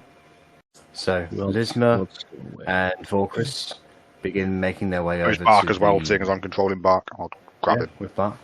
Yeah, so they begin making their way over to the individual known as Anderson. Cora opens her eyes because she was busy praying for Borkris's soul. She doesn't have any idea what's going on now. She sees people leaving. What? Zurich, shall we? What do you think? This fella up here, or maybe the two beyond him, This one. pointing to Sneed? Yeah. Yeah, we can always report to him and see what he's got to say. Yeah, He looks take a walk, important. see what he's got for us to do. Cora, Carrie, you guys all right? Yeah, I don't really know what's going on, but it looks like we're gonna go talk to other people. Carrie, do you want to come with me and talk to the guy with the plains runners? Carrie will cast Warding Wind. No, she won't. Just, Carrie will keep line of sight. Just keep line of sight. yeah, okay. Sure, whatever. Okay, great. So, just going in no random order. Jobrix and Zurich, you walk up to this slimy-looking man, this greasy man, reading a letter. He's currently sitting down on a stool. He has a jug to his side, which is a foul smell coming from it, even at a 5 foot distance. You can't even actually tell if it's him or the jug that smells really. He just sort of flicks his finger, and the letter goes down a little bit. He just sort of, his eyes peer over the top of the camera, over the top of the letter, looking at you two.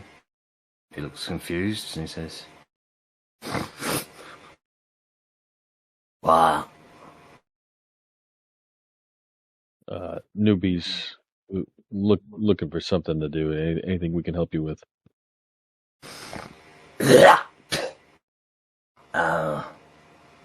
Well, you ain't got orders. Not at the moment.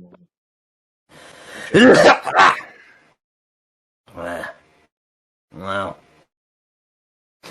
It's a COVID nightmare. He's making me crazy. well, if you ain't got nothing to do, I suppose. Well, I'm currently I'm currently organising some expedition teams.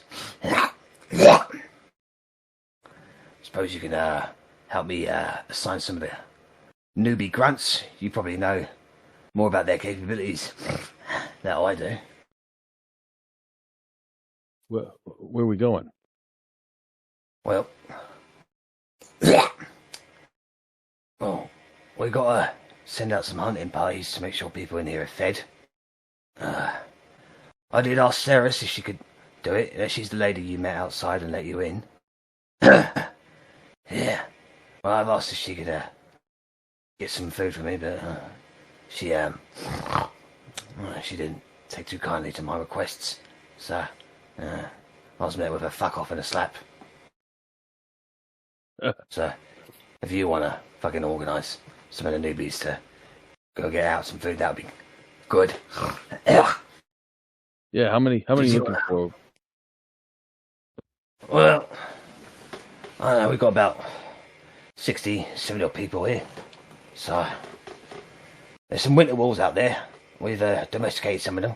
You can get some more good meat. Occasionally you'll find an ettercap down here. Ain't much for the smell or the taste, but, you know, it's food.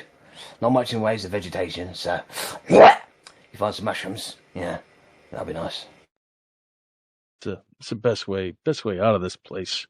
Once we get out, I was wondering that. Well, the front entrance is the only way in or out, as far as we know. Oh, pain in the ass.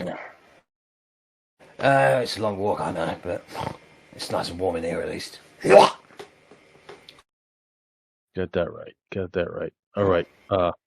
All right, we'll be off then. We'll gather up some of these newbies. I think we know a couple. Yeah, we've got a few we can Alright. rely on. Can we oversee the hunting party? Be nice to get out and stretch our legs. Make a persuasion roll.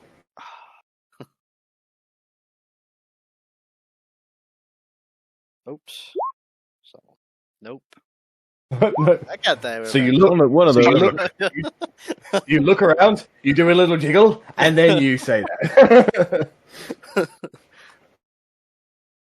He looks at you and goes, I don't fucking care. Whatever, you do it. Can I do some kind of a check to see what the hell's going on with his phlegm? Yeah, go ahead and make a medicine check. Give it a shot. Just kind of curious what the hell's going on here with this. Ooh, This guy's fucking sick. it's just that's all I can tell is he's sick, huh? Yeah. Hmm. Yeah, I don't want to get too close. All right, yeah, all right then. Yeah, I'll start gathering. What do you want to meet? I was just gathering them up, you know. Go out, get some fucking food, you know. It doesn't need to be any fucking organisation behind it. We're the only ones out here, so. All right, fair enough.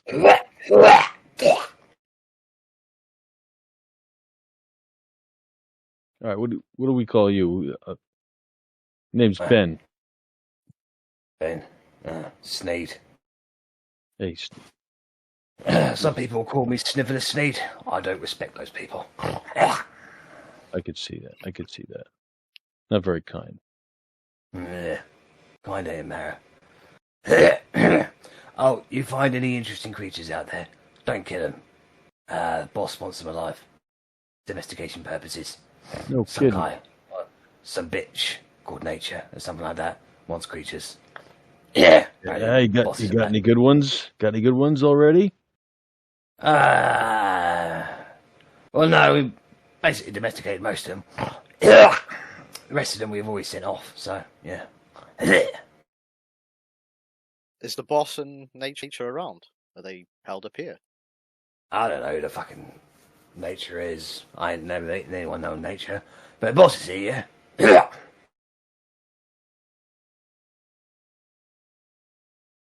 Whereabouts is he? I know, somewhere around here. Does he have a tent to himself, or does he just? Oh, yeah, of course he does. I mean, he wouldn't want to fucking share a tent with, down up with us, would he? Which direction's his tent? I know, he's over at the end of the top by the door. We Spends gotta most of his time in his tent. You gotta know to stay out of trouble, you know. We gotta know how to avoid the boss. Yeah. Hey, mate. Hey, if you see him walking around, just don't talk to him, all right? I mean, he barely likes me, and he's the one who recruited me, so... What's he look like? What's he look like? Oh, well, he's got big shadows on his eyes. Where's a hood?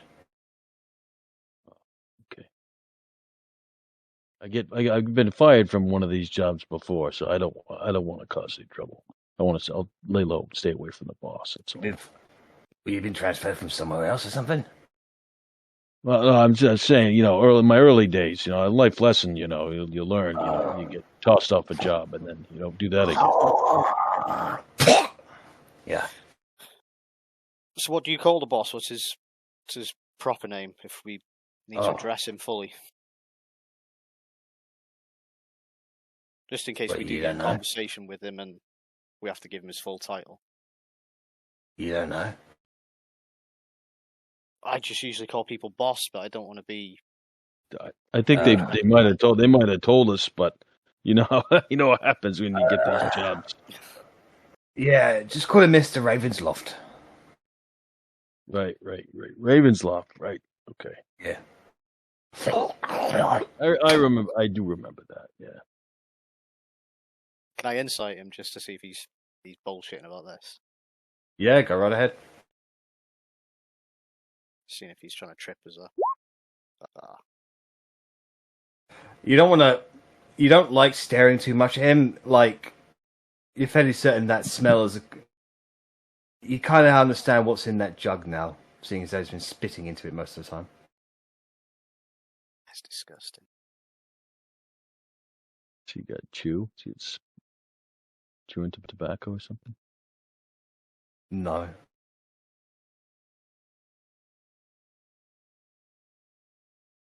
Just seems to be a very disgusting individual with no sense of hygiene. We'll get on to gathering this hunting party, and I'm sure we'll come back with a... Well, there's things for me to do, so knock yourself out. All right, Sneed. All right, then. Step away from Scruffy Kid. Before we get sick. He goes back to reading his letters. Please never, ever, ever speak to him ever again. Right? I don't know that I can handle it. Bro, you physically cringe every time. What's wrong with Sneed, eh? He's a guy. He's a scruff. He's a dapper of a guy. Need some Sudafed, maybe some guaifenicin or something. A knife in the back. Yeah. That So cures a lot of problems. Chicken noodle soup. Cora and Kerry, you make your way across, walking through the small, like, almost like soul-deep stream that goes across the floor, where apparently some people, you actually see some of the New Order folk actually, like, pick up cups for water here, so it looks to be drinkable water at least they're having it. And you walk up to the two horse bird-like creatures that you've come to know as the Blade Runners, and in front of them is a singular man in a green cloak. He has a long bow on his back and a number of survival tools around his belt. He's a bit of a inbuilt goatee, couple of scars, probably made from various beasts, over his face. You can clearly tell that he is missing 2 fingers on his left hand. I imagine he probably shoots with his right hand then.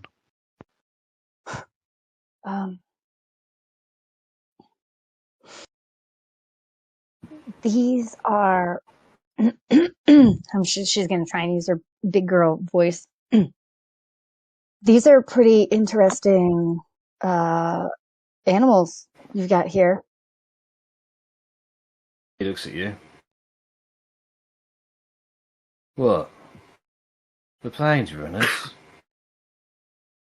Yeah. Oh, yeah, they're good. They're alright. Bit skittish, but, you know. Give them some food, scratch behind their ear, tickle underneath their beak, they'll be fine. Are there many of these creatures around here? Nah, not around here, too cold for them. We brought them here from down south. Are these the only 2 you've got? We had more, but we ate them. I've always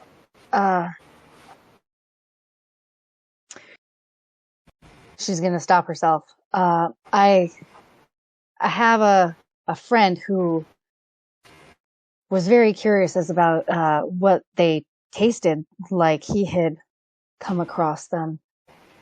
What do they what do they taste like? I've eaten quite a few things in my time. I have to say, the thing they taste closest to would probably be elephant from back home. Would Cora know what an elephant is? You've seen them in stories and picture books and such. Like, they're, for all intents and purposes, they're extinct, but you hear of some, like, powerful lord out in more of the deserty areas where Agnes actually originated from, often kept one as a exclusive mount. So they are known, just they are extremely, extremely rare. Huh. I've never come across an elephant before. Big creatures, big floppy ears, trunks, tusks, good weapons of war. The tusks. Yeah. Do you have any elephants here? Ah, no. Closest thing I've seen to an elephant here was Stripey. Oh, what's Stripey? Well, its skin. No, Yeah, no. I meant what kind of creature is Stripey?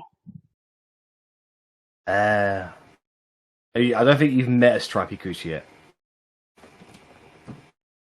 No, I have. That's why I'm He's asking saying, him Cora, what kind that of. he looks like an elephant, but stripy. Yeah. It wasn't a creature called Stripey. It's a stripy elephant, is what he's seen. Yeah. It confused me as well. I got that eventually, but yes, I can see the confusion on your face. Oh, a stripy. Oh, you have a stripy elephant here? No. I saw it a little bit further out west of it. What other kind of? Sorry.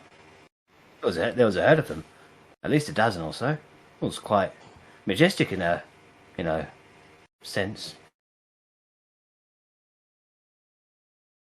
Do these plains runners seem to like this person? They come around him. Okay. Do you have any other animals around here besides just these two? Well, I mean, I had a few critters and such that I brought with me. They did not survive the cold, unfortunately. There are a couple of birds around, trying to analyse their pattern. What they do in the morning, how they hunt. What they eat, how their sleeping methods. Their interactions with other creatures. That's the sort of stuff that you learn when you observe them, and then you can get to figure out how to. There are three types of creatures. There's your pets, there's your targets, and then there's the things you just leave alone. And I haven't determined what those birds are yet. Are they the fat black ones that are right outside of here? No, but those they taste like chicken. So Cora's gonna try and muscle through the. Yeah. These birds are blue, but it's a bit odd. They've got 4 sets of wings, like mini wings on the edge of their larger wings. It's a bit odd, really. You have them in here. No, you see them around flying through the gaps up there sometimes. Huh. So we are new here, and Yeah, I didn't recognize you, so I assumed it's yeah. But I sometimes can be good with animals. Is there anything I can help with? Well, this guy here it's been a little bit stressed out for a couple of days or so. I've not been able to figure out exactly what's wrong with him. Every time I get him out of the pen, he walks around okay for about a minute or so, then he just refuses to go anywhere. I literally force him back inside the pen. If I can't figure out what's wrong with him, unfortunately, he's just going to be food. Have you tried talking to him? No. Oh. Do you want me to try and talk to him? If you want to go and talk to the plains runner, you be my guest. So what I'm going to do is I'm going to recall that there was a bald spot on the back of its head neck that if you touched it, it would quickly become domesticated. And I'm gonna do that to that one. And then because I've got the wheel, I can cast Speak with Animals. So I'm going to do that. And then I think, yeah. So I'm going to cast that and say. So as you scratch that ball pouch, he's just got as an animal, he just goes. And as you cast Speak with Animals, you understand him, and he just says, "Oh yeah, that's a spot. Oh yeah." Hey, buddy. Dirty old man plainsman. Oh hey, don't keep scratching there. That's real good. Okay. Oh, yeah. I'm gonna do it for a little bit, but then Oh, yeah. we gotta talk. Oh, yeah. All right, I'm gonna stop now. So, Oh, why just stop? this guy over here said that there's something the matter. Is there something that's bothering you? Oh, ooh. Yeah. Well, he won't let me into the cage over. Oh, you want to go visit your friend? Well, yeah, that's my partner. Oh, I'll look over at the other one and say, "Hey, you guys love each Huh? other?" What does that mean? I guess you guys are partners and you like each other more than you like other people. Well, we're bonded. That's really nice. So do you guys want me to ask him to put you guys together? It's not too much trouble. Well, Okay. it's just, she's with child, so I don't like being too far away from her. Oh, I'm gonna look, but is it noticeable that she's pregnant? No. Okay. So I'm going to keep that information to myself. I'm going to look back at this person and say, they are buddies. They're bonded. They're pals, and I think that if you put them together in the same pen, you would get a little more cooperation out of the two of them. They seem to want to be together. Would you mind if I tried? I mean, I don't see a problem with that, but we do need them for their muscles and such, and for their transportation purposes. If they spend all the time humping each other, they're just going to end up being food. Okay. Oh, so I will tell them to not spend their time humping one another. And Oh, yeah. Animals are going to be animals, and they'll do whatever natural. Right. Well, so I'll tell them that if they get too humpy, you're going to have to separate them. So like just a moderate amount of humping would be okay. Yeah, sure. I mean, wait, no. Well, it depends. No. I'd avoid it. Last thing I want is for that one to get pregnant. So. Oh yeah, that. Why? Well, if she becomes pregnant, then she's no longer a beast of burden, and I'll have to put her down, and she'll become food. That's true, and you need them for transport. Okay. Yeah. Yeah. All right, so they're based on their purpose. But if I can't serve them for their purpose, then there's no point keeping them alive, is there? So. That's right. All right, so I will just make sure that they understand this. And so I'll look back to my buddy in front of me and go, did you guys understand any of that? What? No, you just said some real crazy noises. Yeah. All right, so here's the deal. We can't let him know that she's pregnant because they want to use you as mounts and to be able to transport stuff. And if they find out she's pregnant, then they won't be able to use her for that, and then they'll wind up eating her. But the problem is, if you don't start cooperating, they'll wind up eating you too. I'm gonna touch the back of his neck again. Oh, yeah, that makes the bad news better. Yeah. Okay. All right. So, here's the deal. I'm gonna try and get you guys out of here. But it may take me a bit. So, will you two cooperate with him? Because make a persuasion. All right. Here's the deal. If he said I could put you in the same pen, but if you guys hump each other, I don't know what that means. If you guys hump each other, oops, that was to you. If you guys hump each other too much, then he doesn't want her getting pregnant. So could you be? The male one looks at you and says, I mean, why else would I want to go inside a pen if I want to go in a humper? 'Cause you liked being around her? I mean, yeah, I like being around her to hump her. Okay. Oh, you're such a pig. Nah, I'm a plains runner. Oh, Cora doesn't find humor in that. Guys, this is serious. I don't want him to eat you. I want, like, maybe we could strike a deal. You guys cooperate until we figure out the situation, and then I will try and get you guys out of here, and you guys can go and do your humping thing and have babies. If you give us out of here, then we'll make a break for it. Is the big nasty out the ice thing? The what? The big nasty. What's the big nasty? Well, I had two brothers that they fed him to him to make the big nasty go away for a little while. Do you know anything more about them? Is that what lives under the ice? Yeah. Oh no. Okay. Well, I'm gonna think on that.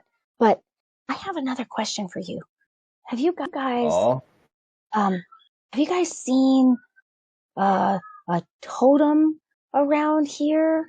And I'm going to explain what a totem would look like. No, I don't think I know what that is. You? No, I don't know. What about a crown? It goes on people's heads. No, see nothing like that. Okay, all right. So you guys are gonna cooperate. If he, wants you to take some stuff back and forth, I'm gonna need you to do that. I don't know what's your name?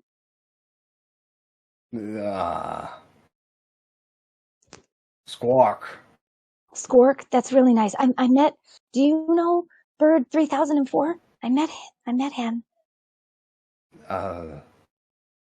No, but I mean, if he's cousins with Bird 7008, then maybe. I mean, that sounds like it's a possibility. So, I need you to not. Why do you have lost names for these bloody things? Because Cora would be personable. So, Squawk, I need you to not act pregnant, okay? Just try your best to act not pregnant. And I'll see what I can do. Then I will look back to this guy and say, I think that they will be willing to be cooperative. Do you want me to test him out for you? Nah, that's fine. They're fine where they are at the moment. But if they do what they said, then I'll bring them out later. Okay. So as far is your job just to stay here and watch them? Well, big boss fella. No, boss fella. Yeah, he got me on board because I seem to have a natural affinity for the creatures around these parts. I was like, hey, I ain't got much to do. So. The big boss fella. Yeah, I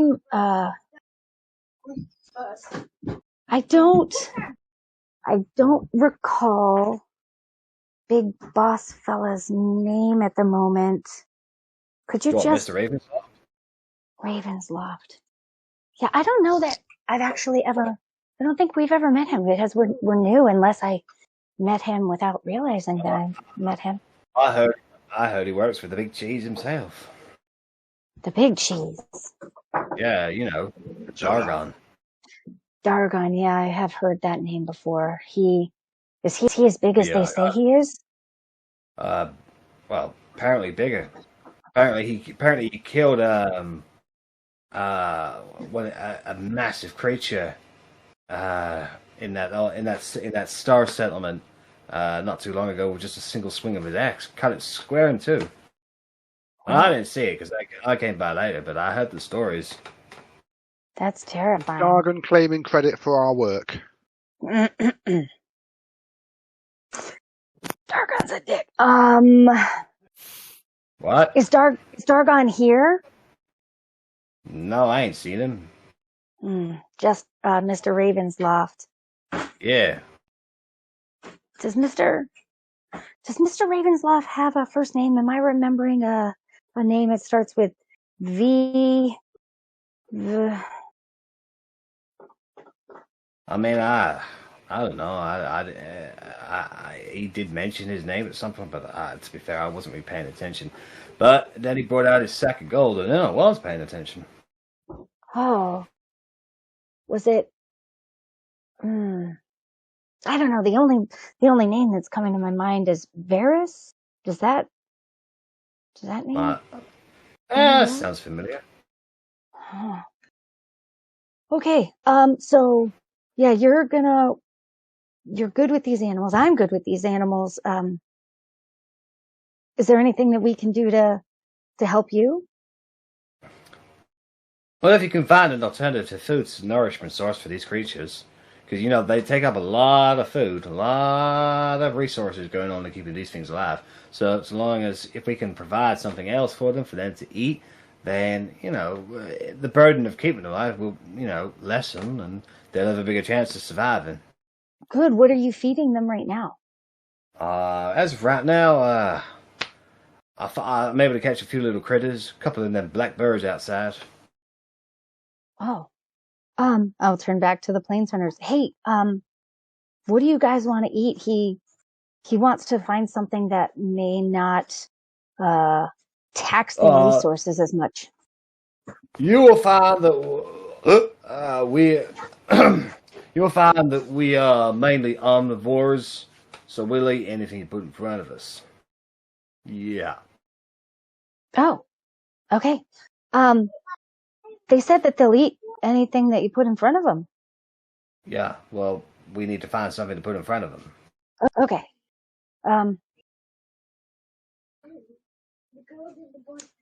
Do you want us to go in? Hey, if you want to go find some alternative nourishments, you be my guest. Okay. Where's the best way to go and look for that? Back out the front? Well, that's where all the meat is. If you can find some, might be able to find some fungi further into the depths of this place. We've only explored maybe about half of this place, and we haven't even gotten through the front door over there. So where have you explored? Where's further into the depths if you haven't gone through the front door? Well, you can go that way up there. Sorry, over this way? No, that way. That way, okay.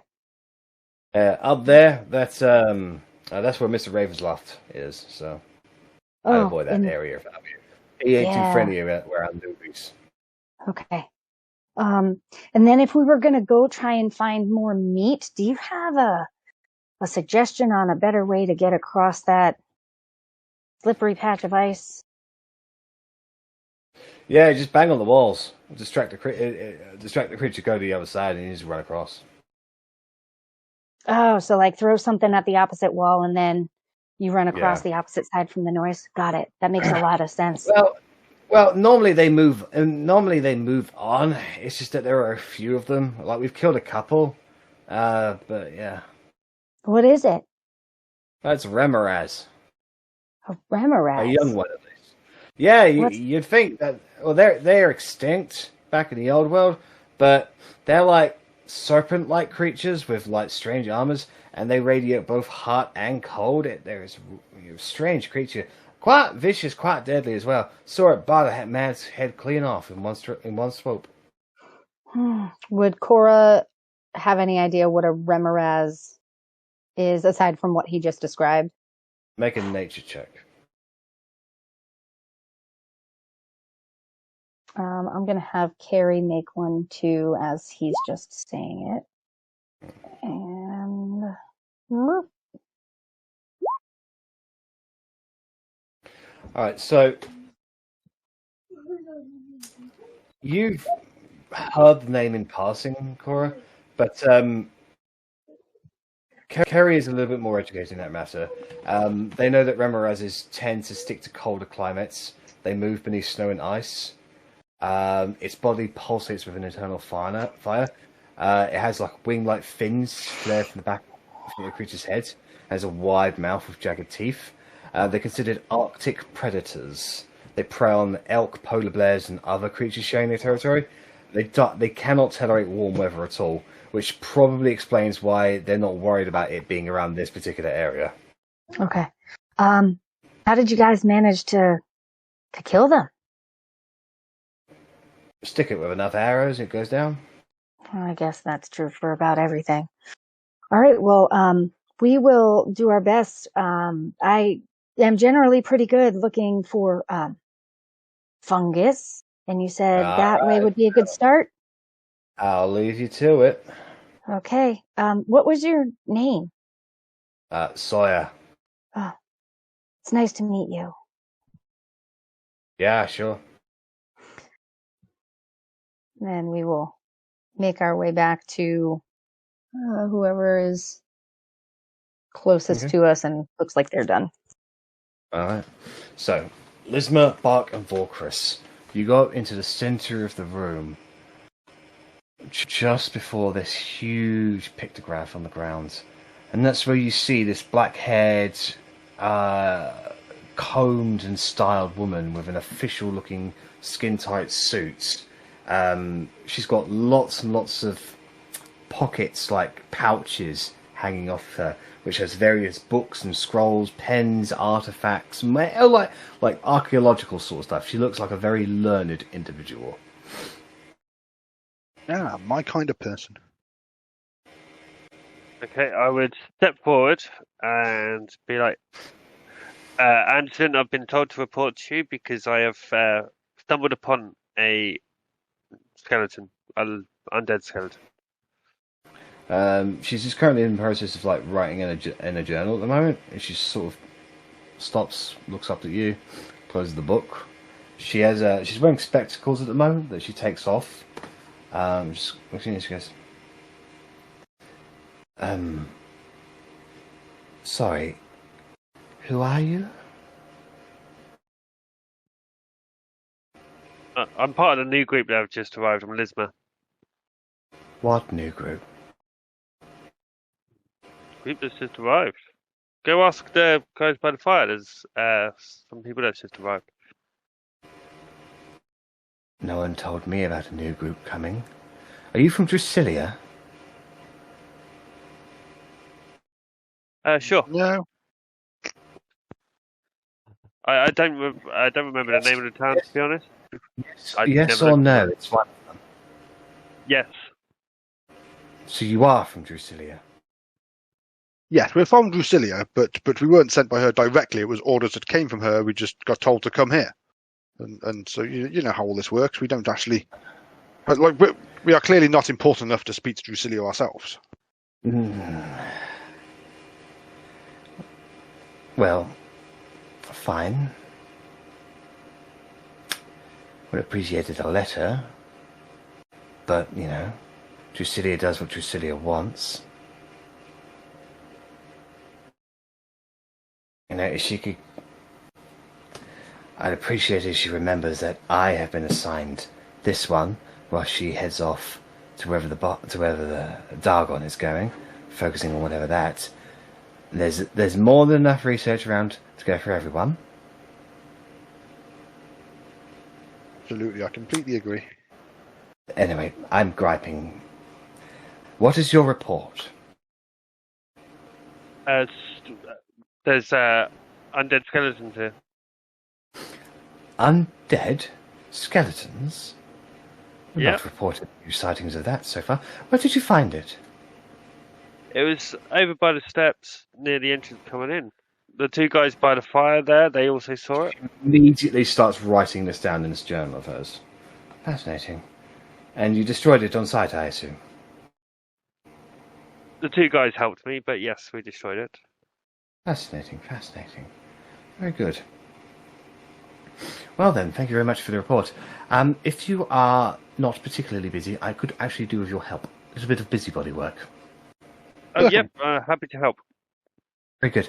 Well, as you can see, if you're new here, then I'll just give you a brief rundown of the situation. We cannot pass beyond that barrier over there. We have been able to clear out much of the rubble there, but as soon as the rubble was cleared away, unfortunately, there was this magical energy barrier there that we cannot seem to cross, but I believe, well, my hypothesis is that the key to unlock this is in this picture on the floor here. I believe a certain ritual needs to be done upon it in order to cross beyond the threshold. But as of yet, I cannot discover what that ritual is. Though I have some theories in that sense. Do you happen to dance? I have 2 left feet, but happy to give it a go. Well, from what I can tell, this ancient civilization was a great lover of body representation, physical movement. I believe a ritualistic dance is necessary to activate whatever key is built into this place.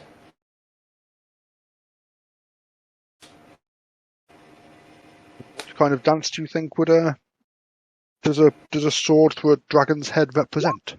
Well, actually, here, right here. She brings out like a large parchment scroll that she's clearly scribbled in and written, and there are some childlike pictures of dance moves and stuff like that. Well, you have to decide like here, move on to this, move on to that, move on to that, whilst moving in a circle around the entire thing. I believe this is at least a 3-person job. So if you could start in a triangular position and move your way around whilst performing these moves, it should work. Okie doke. You point at me and tell me where to stand and where to go, and I will follow your directions completely. Right, you over there, you over there, you over there. Let's do it. So, Forkrus, Luzma, and Bark stand at 3 points of this circle. You spend a couple of minutes mulling over the parchments that she has, which shows very awkward, like, dance moves, kind of like thriller dance moves with the arms up like that, like down, kind of beatboxing, like breakdancing a little bit. It looks like it could be intricate, but you cannot tell if it's just this person's clearly lack of ability to draw cohesive styles.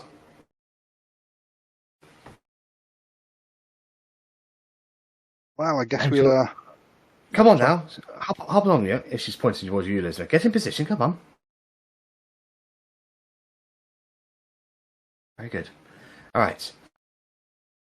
I shall be muttering the incantations, which I believe are the correct order. All of you may begin the dance now. I'll do the dance, but I'd also like to have a listen out to try and hear her incantations. Sure.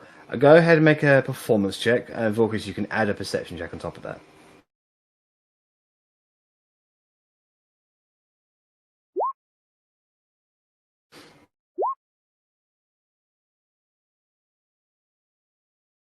And a performance. Workers, what dice are you using? I want them.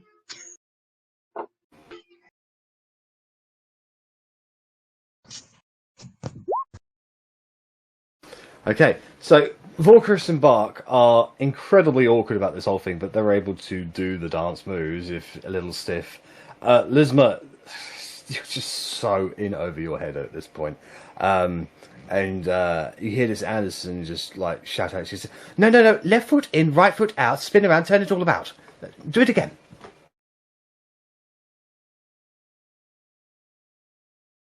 Do we all have to do it again? You guys attempt on a few more occasions.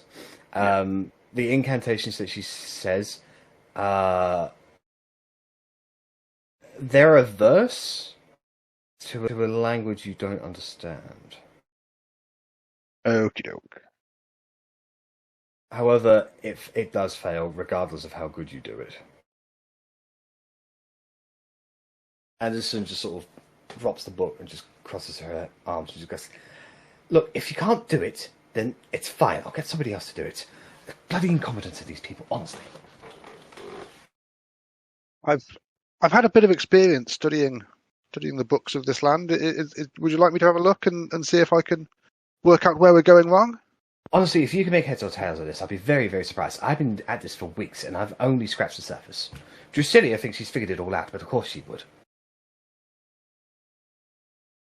So yeah, I will take the book. Okay.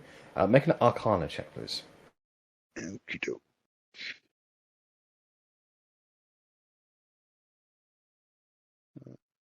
Also, do you cast Hey, do you cast comprehend languages as well? that was going to be my first question. You said Arcana is, yeah. If I don't understand it, I will cast comprehend languages on the book. Yeah.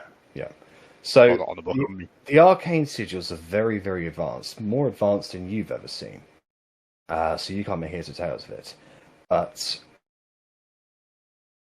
from casting comprehend languages, you can determine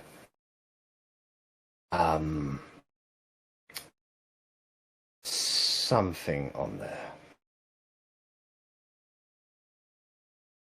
This is known as Zorsar's dance. Zorsar. Oh, maybe that's the name of the dragon. Zorsar. Sounds like a dragony name.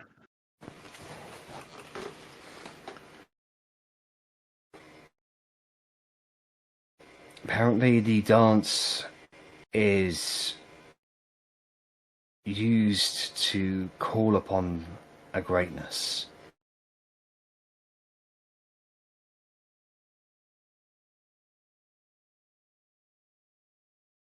I don't feel particularly great dancing around this circle like a buffoon. Well, you did it wrong. That's why it didn't work. I am sure you are correct, but yes, you are right. This is very advanced, arcane knowledge. It's far beyond me, I'm afraid. Whatever. Look, just give me that back and let me focus on this. We will work on Zorsar's stance and try and work out how it works. Don't bother yourself. I'll be fine. Okay. If you want something to do, here, transcribe this. And she hands you the scroll. I will take the scroll, and I shall read it, and I guess transcribe it if she has provided inks and paper. I'm not wasting mine; they're fucking valuable. She does not provide inks and paper, but you do recognise it as a spell scroll. A spell scroll of... Make an Arcana check. Oh, not again. The last one went terribly. Typical way. It's the one thing I'm actually good at. Hey! 21.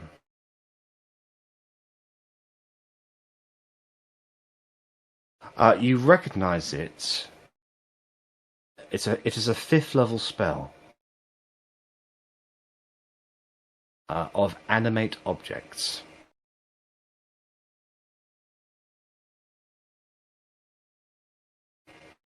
I'm going to ask I her like if that stuff.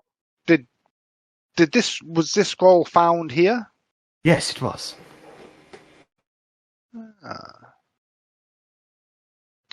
The floor, does it actually look like it's solid? Is it carved into the floor, or is it? Yeah, it's carved into the floor itself. It's not like a separate thing. There'd be no way of it moving. No, not that you can tell. We found it with those bones up there. Okay, I'll go check that out. But yes, I will definitely transcribe this, and thank you very much. Of course. Now, leave me be. So, with that, you are shooed along, and the party is able to meet back with each other.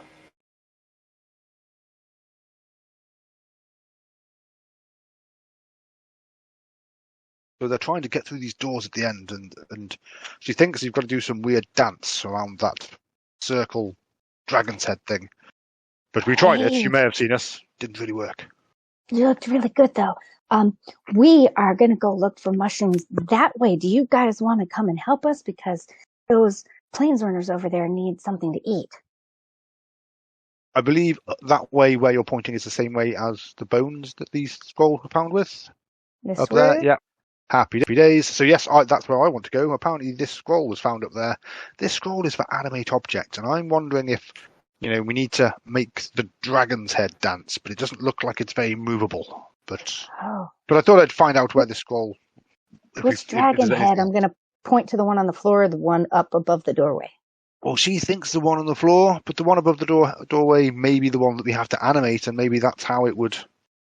Maybe you animate it, the head actually is a whole body and it comes out of the wall, it does a little dance, and all the things disappear.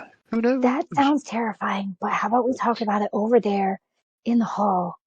Yeah, I don't want to think about that. Mushroom duty. Let's go. We can maybe transcribe it in the meantime. I'd hate to lose How this are you? spell. How are you supposed to transcribe it? She didn't give you any. Yeah, Or does she have any ink? not a lot, and not enough to copy a 5th level spell scroll. It would cost a fortune. So then somebody's got to have it here if she wanted you to transcribe it. Possibly. She might have just fobbed it off on him to get him to go away. Yeah. She gave him a 5th level spell scroll just to get him to go away? She might. Nothing Rich about people, her. man. Well, to be fair, nothing about her. From Vorkus, your opinion, nothing about her screams that she's magical. So she might. Yeah, not she even may know. not have realised what it was. She just found this scroll over there and wanted me to copy it down. So I understood the book she was reading, so I guess she knew I'd understand this. But maybe if she's not magical, she didn't have a clue what it was and just thought it was more information. It's a good call. All right. That's too bad she didn't have any ink to give you, though. All right, moving along then. Yeah. Yeah, up to the top. Go. Okay, so the party makes their way over to that section area there. Moving along it, it does give you some privacy. Occasionally you'll run it into one of the New Order members that's going in one direction or another. A few excavation teams that are just dusting the immediate area. Nothing of particular note, though everything here is just it is interesting in its own way, but of any practical use, nothing as of yet. Vorkus, go ahead and make an investigation check to look for more such items. Cora, if you're looking for mushrooms, go ahead and make a survival check, please. All right, I'm looking for mushrooms. I'm also looking for that any signs that there might be another key here. So Sure. Survival for more mushrooms. Liz would probably just like look around, like not for anything specific, just see if anything catches his eye. Can you? Well, there would be a multitude of things that would catch your eye. Mainly the depiction of dragons. Like, dragons, as far as you're concerned, are an extinct creature back in the old world.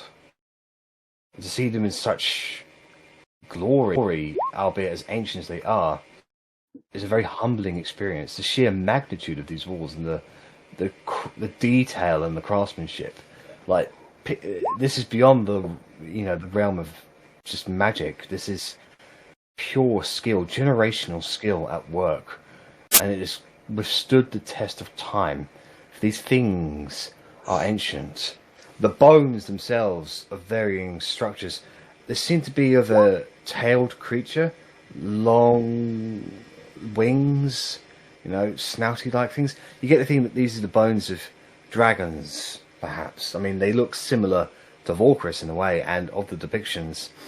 And you count at least a dozen, maybe 24 of them, scattered around the place.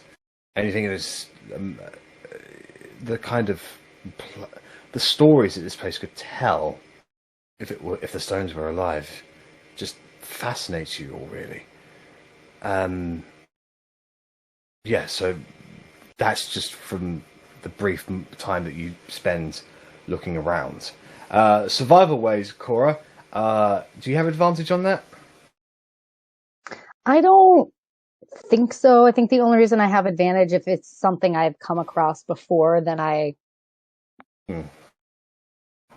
Well, you are able to find some vegetation. It might be edible for the planesrunners. It wouldn't be edible for you, definitely. Okay. I'd gather it. Vorkus, you do not find anything. God damn it. How long would it You take you to guys- cast detect magic as a ritual over here, just in this area? 10 minutes 10 to 6 10 minutes. seconds. Okay. I think I might try and do that just to see if anything within this. I think it's a 30 30-foot radius. Anything over here appears especially magical. Obviously, the door over the gate over there is, but just in this area. Yeah. In that specific area there, no. Okay. I would make sure, as we are away from everybody else, to tell people about the Remoraz, and how to distract it so you can get across the ice easier. Sounds like a job for Mage Hand. Yeah, you can knock on the wall. Yeah. Or ice over that way. That's a good. Yep. That's a good thinking. So, you guys spend about an hour or so in that particular area. It goes along for quite a ways, but eventually it loops back on in itself, and you end up coming back the way you came. No additional entrances or exits or anything like that. There is a drafty wind all over the place. Some areas get a little bit darker than others. Beyond that, it appears to be the remnants of an old moat. Can I try and work out where the draft is coming from? If it was all sealed, it was just one way out. Is there like gaps in the wall? Well, there are gaps in the ceiling of the like in the mount. You're underneath the mountain at the moment, and there are cracks in the mountain where wind can blow through and produce natural light. Okie doke. Cora's going to continue to kind of perseverate on what Mad Walnut said. Now, her being a religious person, would she connect that this is a mosque or some sort of, because when he was talking about a place that, the cold stops and then starts again, and in the mosque and all that stuff I was referencing earlier, would this appear to be to her what she's talking about, what he was talking about? No, this doesn't seem right.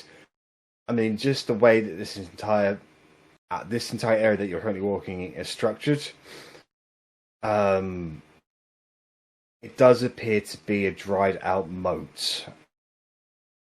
So this place. Go ahead. So what you're walking around at the moment looks like it used to be underwater, but now the water no longer exists there. Okay. So what's in the centre of this loop we've just walked around? If it's a moat, surely it was protecting something. But we can't see any gaps in the wall or holes or anything that might indicate what was actually the moat was around? The moat seemed to be around Greyhelm itself. Like it hugs the mountain that you're currently in, and the stonework. That was a big loop then. Oh, I mean, guys. it's been thousands of years, Walkris. It could very well be that there didn't used to be as much mountain on this side. Roger.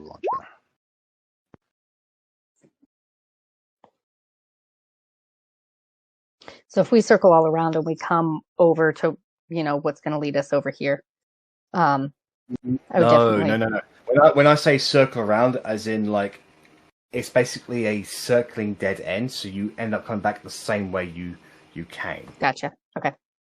I would still tell everybody about that over there anyway. Which tent was it? This little yurt.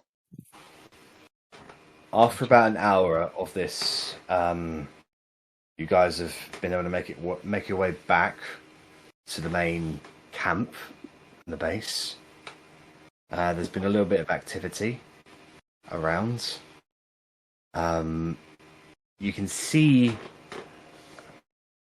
that Anderson person is now actually in this tent over here with a dwarven woman next to her, and they seem to be in hurried and excited discussions amongst themselves. I'm going to whiff the Joe Pricks. Like, one fireball could do an awful lot of good right now. This is true. But But I didn't don't we think come we here would because we learn wanted much. to? Yeah, we wanted to find out. No, fine. Is there a way that I'd we like to can take get a look ears at the. there? Go ahead. Look at the what? Sorry. Sorry, I want to take a look at the dragon's head. Does it look like it is just a head in the wall? Is there any indication that it might go further back into the wall, or? Make an intelligence check for me, please. Well, that went really well last time, even though I'm actually this is the only character I've ever played that's intelligent. Fuck's sake! Yeah, sure he is. Oh, That's bad luck. a big, scary dragon.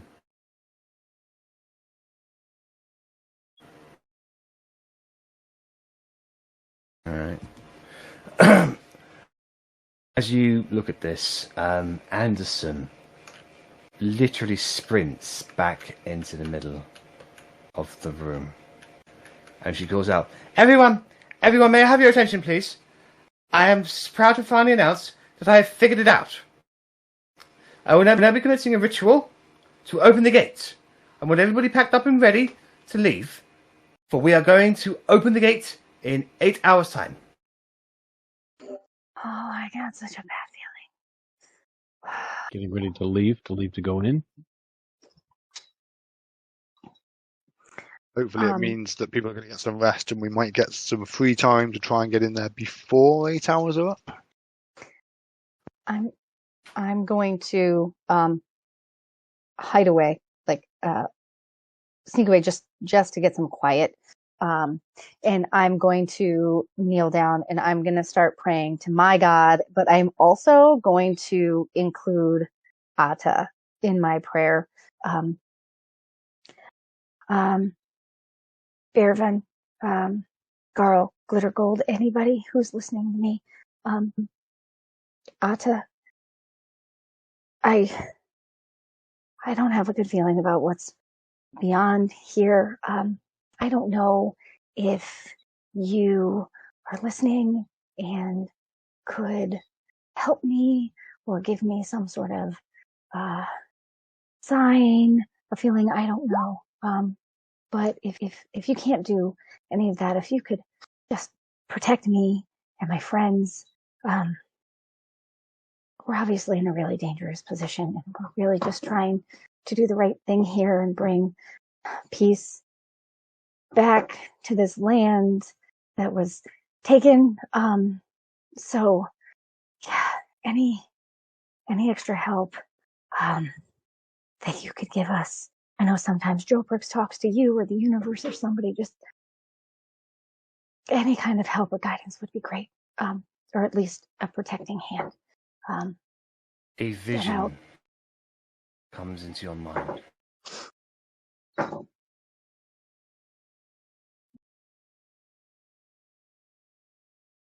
Darkness. Green wisp. Heavy winds.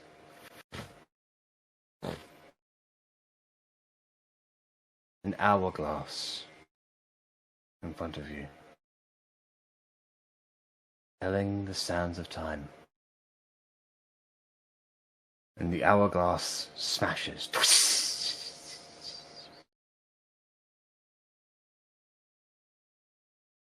And then you see more. More hourglasses. 7 more. They all smash.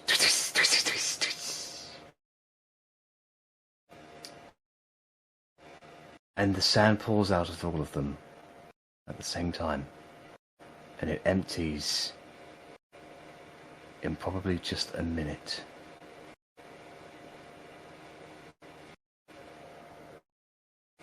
And then a cold feeling encompasses up your spine.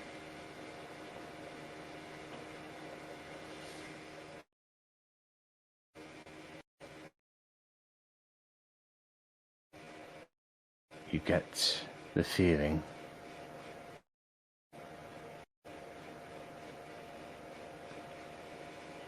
that someone is trying to warn you. And your vision comes back. Was that cold feeling the same feeling that I got when I uttered the God of Opposites before? Yes. God, this is not good. Thank you, whichever one of you that was, all of you in concert. I don't know, but I'm gonna do my best to try and stop this. Meanwhile, as set up some candles around her, and she starts fidgeting with some of the eyes, pulls out her books around her, and she starts speaking out in an unknown language.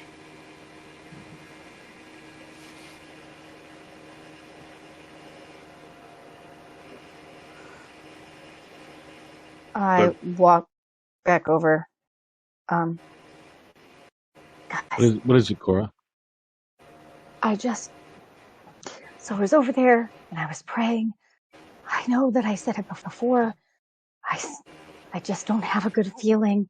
And I was praying for a sign. And as I was praying, it got black. And then I saw green wisps and hourglasses, 8 hourglasses, and they exploded. And all of the sand drained out in about a minute. And it's something's warning me. This can't happen. We can't let them open this gate. We can't let them go beyond it. We have to stop it. There's a lot of them though. I can suggest. I can quietly go over there and suggest a different course of action. So, What time of day is it? Is it getting towards night? It's closer in the evening, yeah. So would people, as they're packing, be going into their tents? oh God, there's the green. Oh, I'm assuming Oh, that's that was quicker than I expected, Anderson calls out as she continues Yeah. the ritual. Yeah, guys, it's from my vision. Well, I don't know. Like, we got to do something, and if that's quicker than she expected, we've got to do it now. Could use Mage Hand to like knock over some candles and shit. It depends on how sensitive this ritual is. It might do some good. If everybody's gathering around, hold on. What is the radius on fireball? 20 feet. 20? Or you might be able to get a bunch of them if we're able to get them Is this what we to the want? center. Just say the word. I mean, just Oh. to the point of thing, I don't know Fireball. I didn't think that would happen. I do. That's it.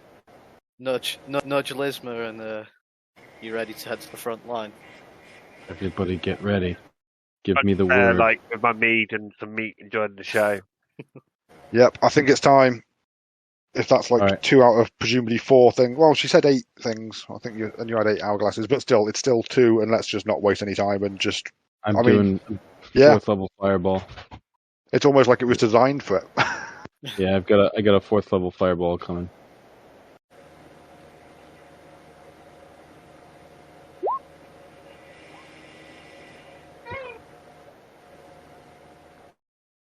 Centered right in the center where Anderson is. Okay. Bear with me just a moment. Mm-hmm. Carrie's got eyes on Creeper, Sneed.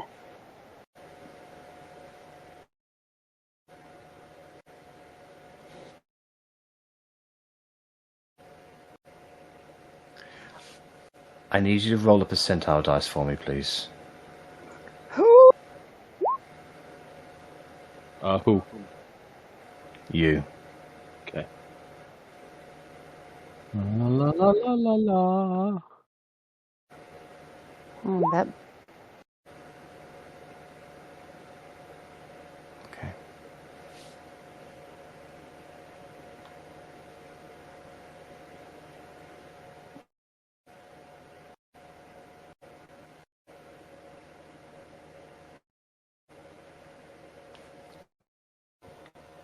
Okay.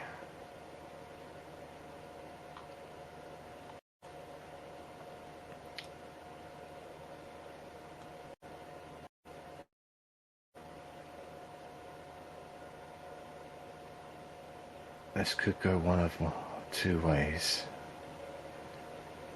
I need to roll.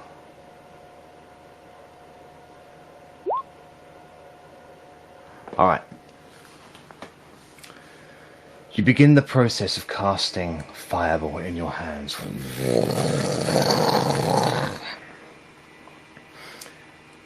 And you go to fire it out, and then a sensation comes over your body. Something weird, something wrong. However, you are able to power through it and fire the fireball. Strikes square in the center.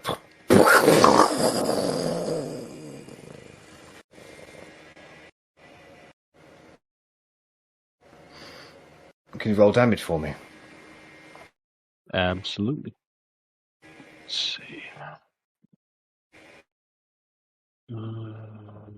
Bear with me.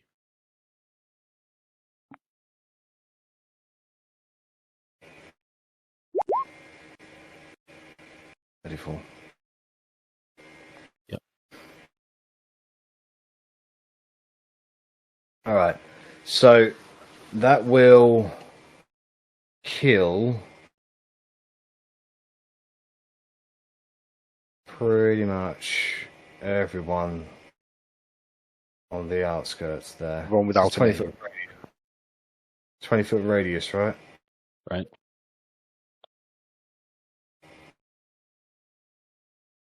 Oh, Jack had a nice little role play. We're supposed to sneak in, blag things, and trick our way in. And we're just like, fireball. We got them all corralled into one spot. They were gathered round. They were literally asking for it. Right? All our dirty little eggs in one basket.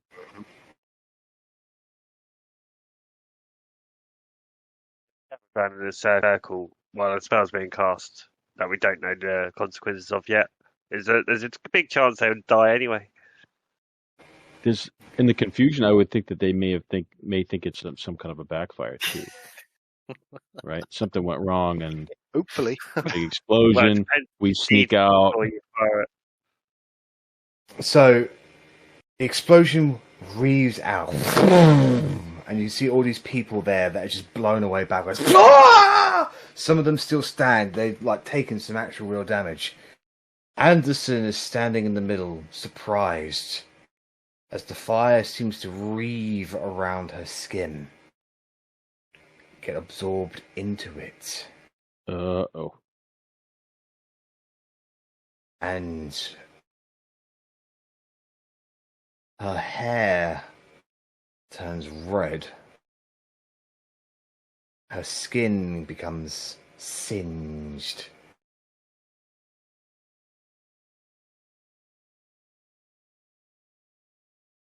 And she looks very, very, very surprised, as if she doesn't know what's going on. What is this? I feel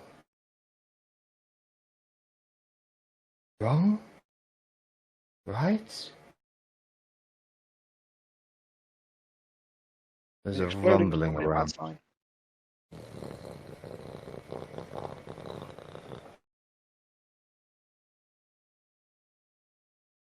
As soon as that explosion happened, of course, people in the tents immediately start coming out. People on the other side of the cavern start rushing towards you. Sneed and Sawyer are immediately drawing their weapons, as well as this dwarven lady over here who tanked the blast and seemed to be relatively okay.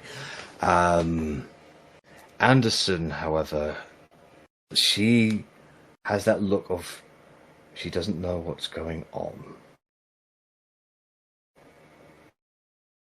Does she look hurt? No. She looks better than ever, actually. Oh, 10. Can I get initiative from everybody, please?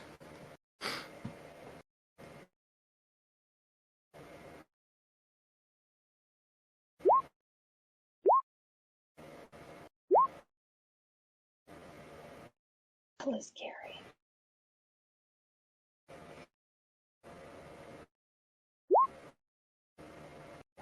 That second one was Carrie.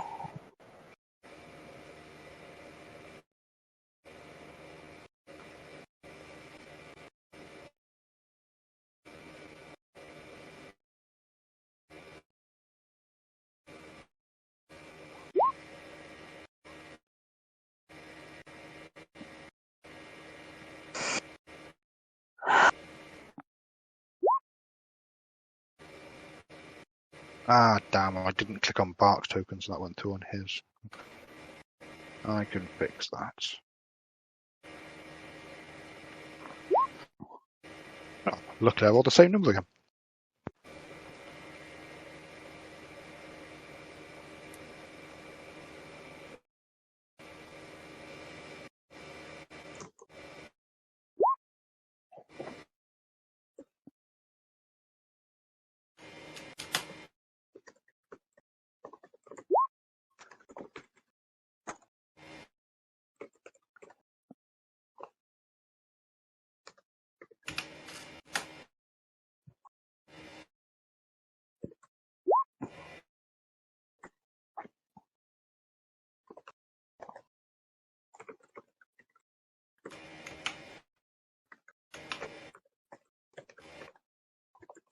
So I'm just put everybody's stuff in.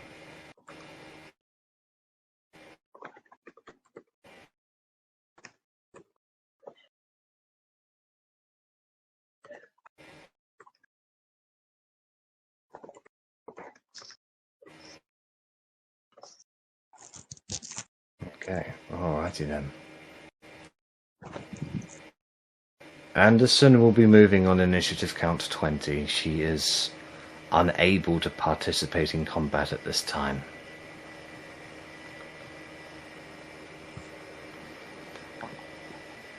Alright, so top of the round will be Bark.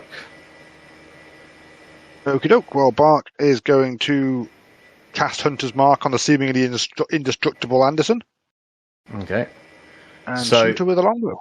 I just need to read Hunter's Mark, please. Hold on. Right, please, can you roll a percentile dice for me, please?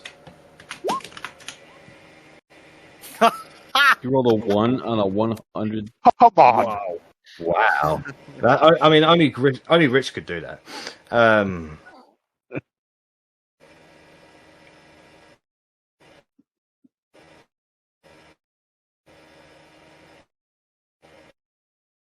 Okay, so as you cast Hunter's Mark on Anderson, her presence becomes shrouded in mystery to you, and it's almost as if like a filter has been put over her.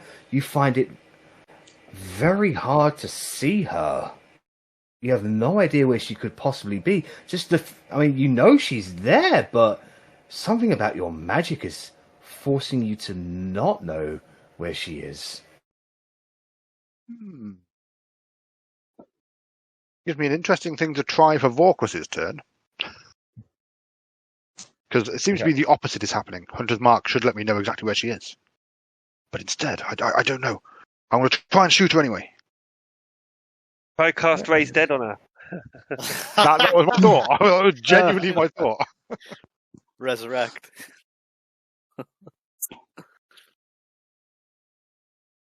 So do I roll at disadvantage because I don't know where she is for my longbow shot? Or No. just You roll? can still see her. You can still see her. So 17, 19 to hit.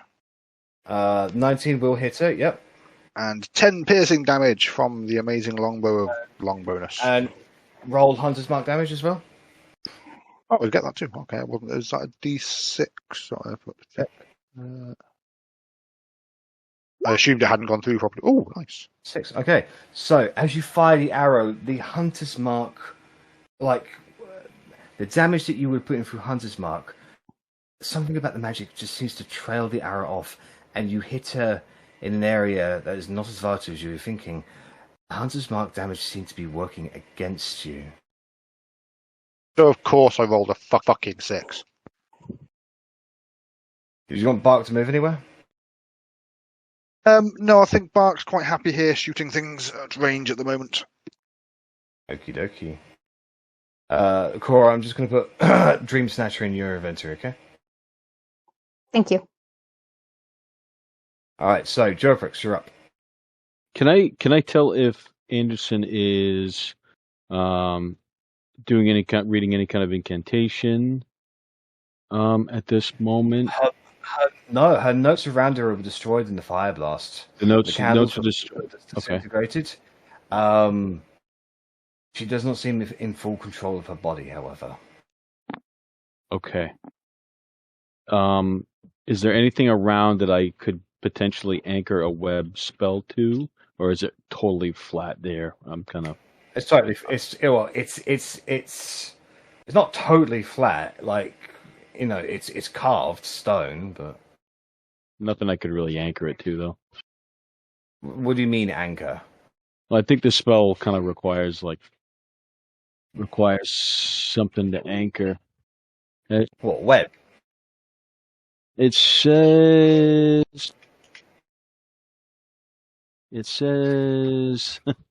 20-foot cube in duration. They make it difficult to rain. If the webs aren't, They aren't anchored between, right, or laid across the floor. I guess I could layer them, right? Yes. Well, they're not going to. Basically, it's like you can't cast web on a gorge because there's nothing for it to fall in. The ceiling, that's your anchor. Okay. Sorry, not the ceiling. The floor is your anchor. Yeah, that's fine. I can. I'll do that then.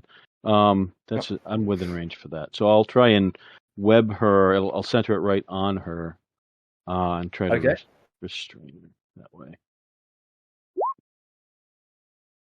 And I believe it is let's see, it's a check for her or a save first. Start dexterity. It's first. Right. It's dexterity save first. Right. Wait. Anyway, could you roll a percentile dice for me, please? Sure. I don't know if that's good or bad. Okay, so the web immediately explodes outwards. She has got a +3 to that. So it's 14 to save. My DC is 15. Okay, so she is covered in the web. She cannot move. All right. And I don't think I'm going to make a move to go anywhere just yet until we get through, I think, the first round. I think I'm going to stay put. Thank you, Doc. All right. Over in this tent here, after the explosion happens and combat begins, the cloth immediately is strewn apart, and an individual steps out. Someone you recognize. He looks around.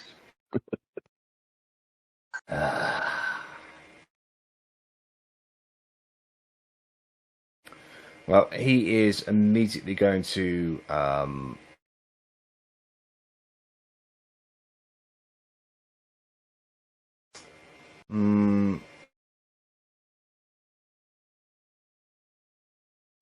No, he's going to go for Vorkris. He knows Vorkris is a threat, so he's going to fire Eldritch Blast at Vorkris.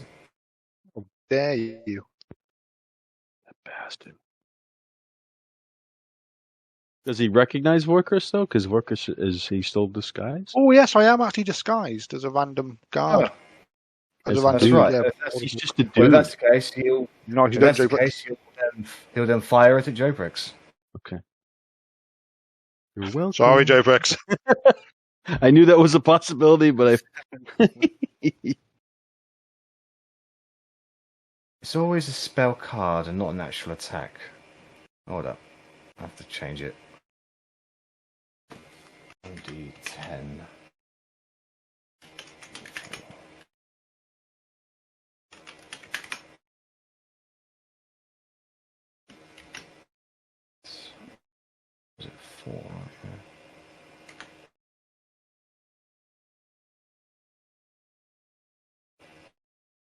So he will be getting three beams. Okay. Sorry about this. I had to make some quick edits. Okay, so 3 Eldritch Blasts coming your way, Jorvix. Okay.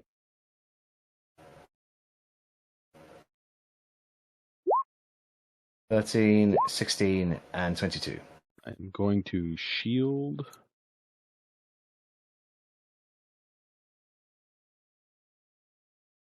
Shield goes up. And that brings it to your AC to...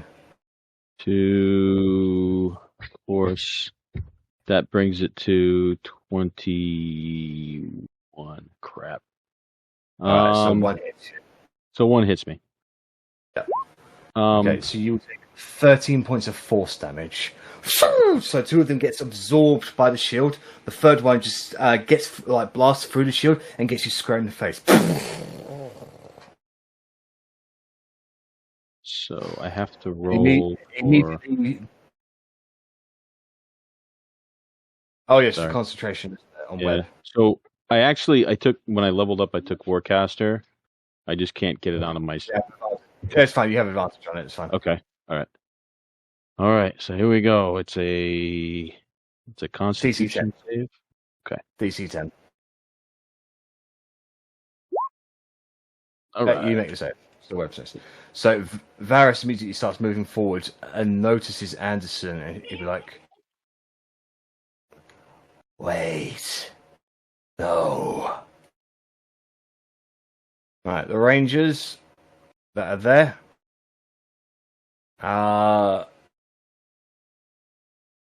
There are 2 Rangers there. 4 shots going out. 1 at Volkris, 1 at Lisma, 1 at Zurich, and 1 at Joe Pricks.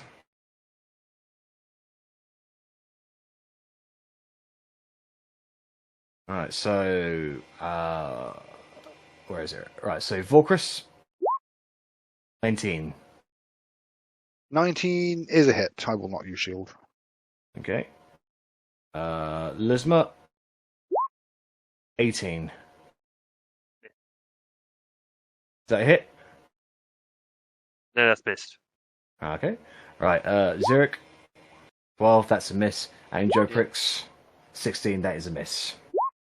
So that's 6 piercing damage on you, Volkris. Okie doke. As a bonus action, Zurich and Lisma will be getting hunters marked.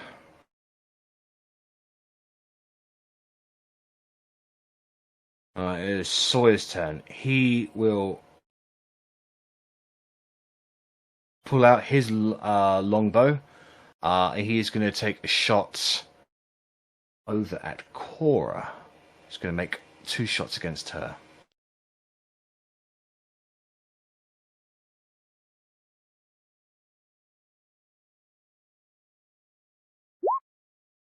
Six, 8. No, those are both misses.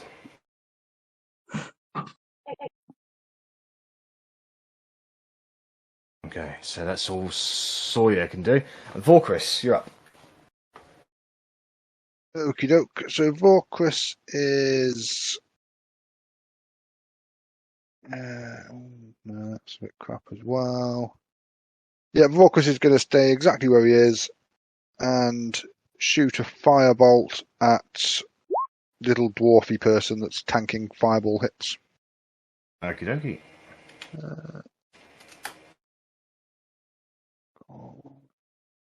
My shoot changing is so slow. Yeah.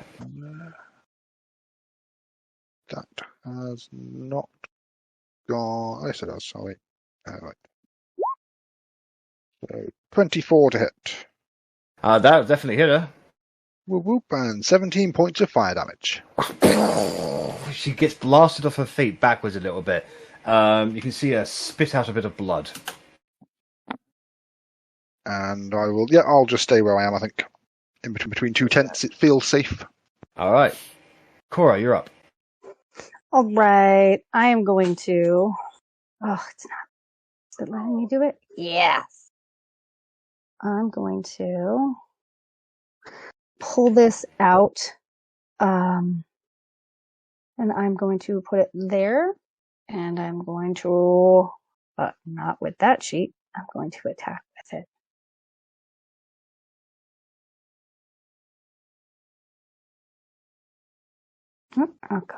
There you go. 15 is that's a hit on Sneed. So as the spiritual weapon comes down and smacks Sneed across the face, you see what can only be assumed to be a concentrated mass of sweat and snot splutter from his face and hit the ground. Disgusting. Okay, so I've got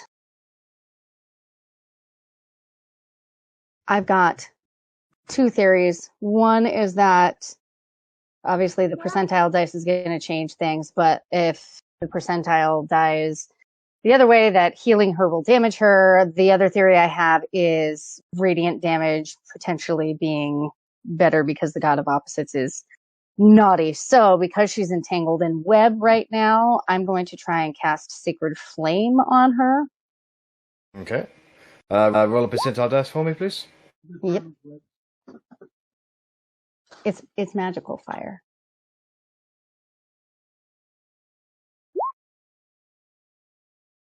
Okay. Mom, the red ones are.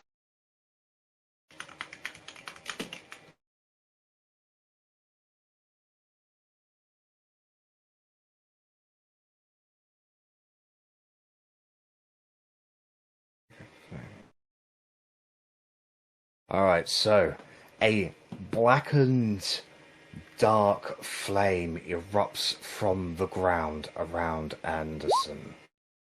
That is a 17 on her save. Well, no, she's restrained, so she automatically fails Dex. So she will take 7 points of necrotic damage.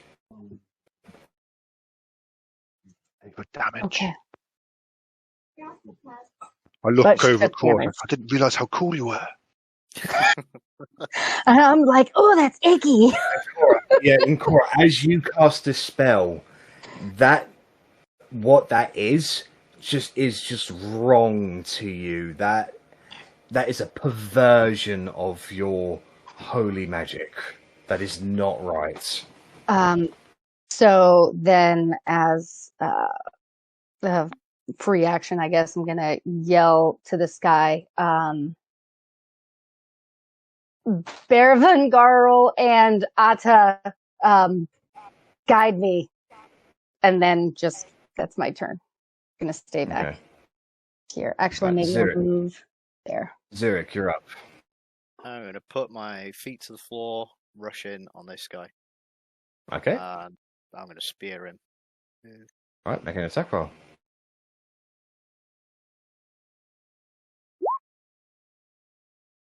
That's a hit. All right, so that's 29 points of damage against him. So you immediately shove the spear into his guy. Is he still up? Yeah, of course. Yeah, he's still up. Yeah, then I'll come for another spear attack. Try and finish him off. Okay. Of course. Whoops. Well, he makes a save for his con. And yeah, the second one he comes down, he just brings his foot around, kicks the spear away from you. It hits into the ground. Bit of fire, just sort of force reaves out. But yeah, he's avoided all damage on that regard. Okay. That's all. Jack, before this person goes, Carrie has that luck stone, which adds a +1 to an ability check, which initiative is, correct? Yep. So she'll be above this person? Only if I don't use the tiebreaker. No, Carrie can go. That's fine. Okay. All right.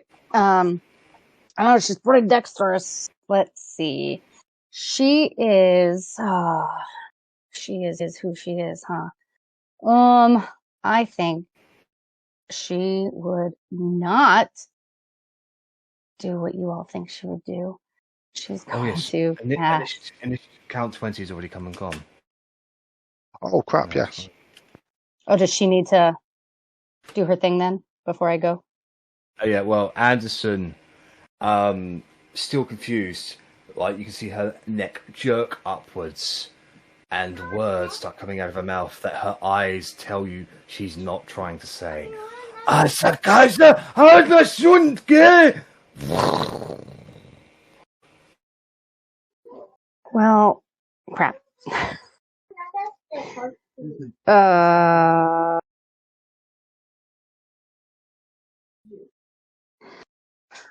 I think she's going to cast magic missile at. She's going to try the first one at Anderson. Okay. So the magic missile flies forward, and it automatically swerves off and comes straight back. Sorry, she needs to roll a percentile dice. My apologies. Okay, so it automatically swerves off and comes directly back at Kerry. Kerry will take 3 points of force damage. Okay.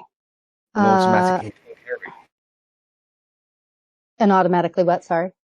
An automatic hit on Kerry. Okay. So then she'll probably say shit and turn to Gross Guy and unleash the final 2 on him. So that's this one and that one. Alright, so it's another 6 points of force damage against him. So you can see just sweat and bile just fly off of his body. Can you roll a percentile dice for her? Sorry, no, a d20. My apologies. I did. It's a 9. Yeah, all good. Okay, do you want Kerry to move anywhere? Oh, that's good. She probably would try and attempt to hide. So let me see. She can just use that as cover. She'll move over here behind this tent and try and use it as cover. So the New Order footmen are going to start coming out.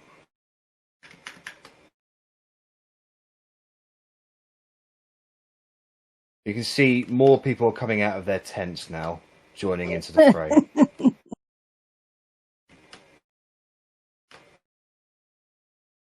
But that's what they do there.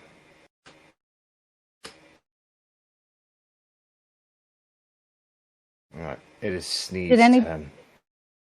Did anybody come out of tents? Yeah, down at the bottom. Oh, at the bottom, okay. Yep, alright. So Sneed is going to pull up a dagger.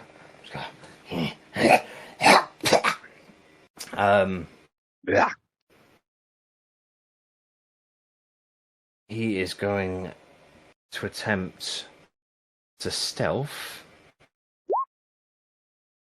He has a +9 on that. Surely he's like coughing and spluttering every 3 milliseconds. You'd spot where he is immediately.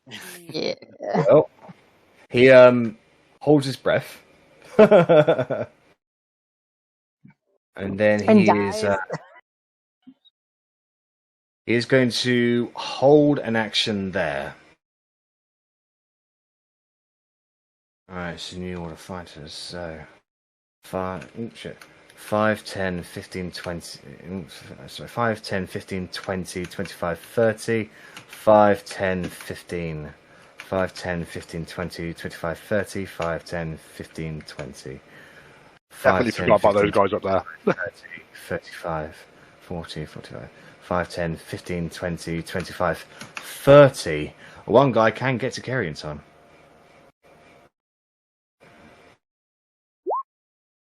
That's a 10 to hit Kerry, so she sees him coming and just ducks underneath that. He's going there. He'll be going there. He'll be going there.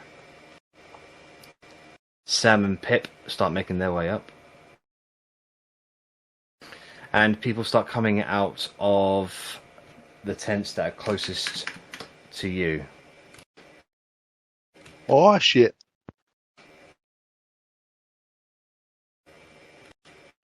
Exit strategy, guys. I mean, all we're trying to do is stop that ritual, which doesn't even seem to have worked in the first place. If we exit, we're all gonna die anyway. She's gonna unleash the god of opposites. Ah, but that means she's not going to unleash the god of opposites. It's opposite day, guys. As soon as the god of opposites says, I'm free, he's trapped again. He's trapped, as he probably knows. Wait, He's like, oh shoot, I can't get out. if it's Fine. opposite day to run away, Fine. we need to charge. 55, 60. Right. Shuller is going to pull out a large great axe. 5, 10, 15, 20, 25. 5, 10, 15, 20, 25. Right, Elizabeth, you're up.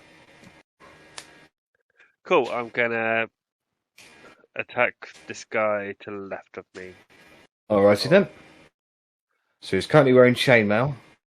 Cool, I'm going at him with my longsword. Or chain shirt even, sorry, my apologies. Chainmail and chain shield. That's a hit. 20. Cool.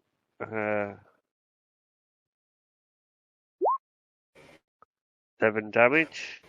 As this guy is rushing towards you, he swings at you, you jump to the side, you spin around and cuts the sword into his back. He falls down screaming in pain and doesn't get up again.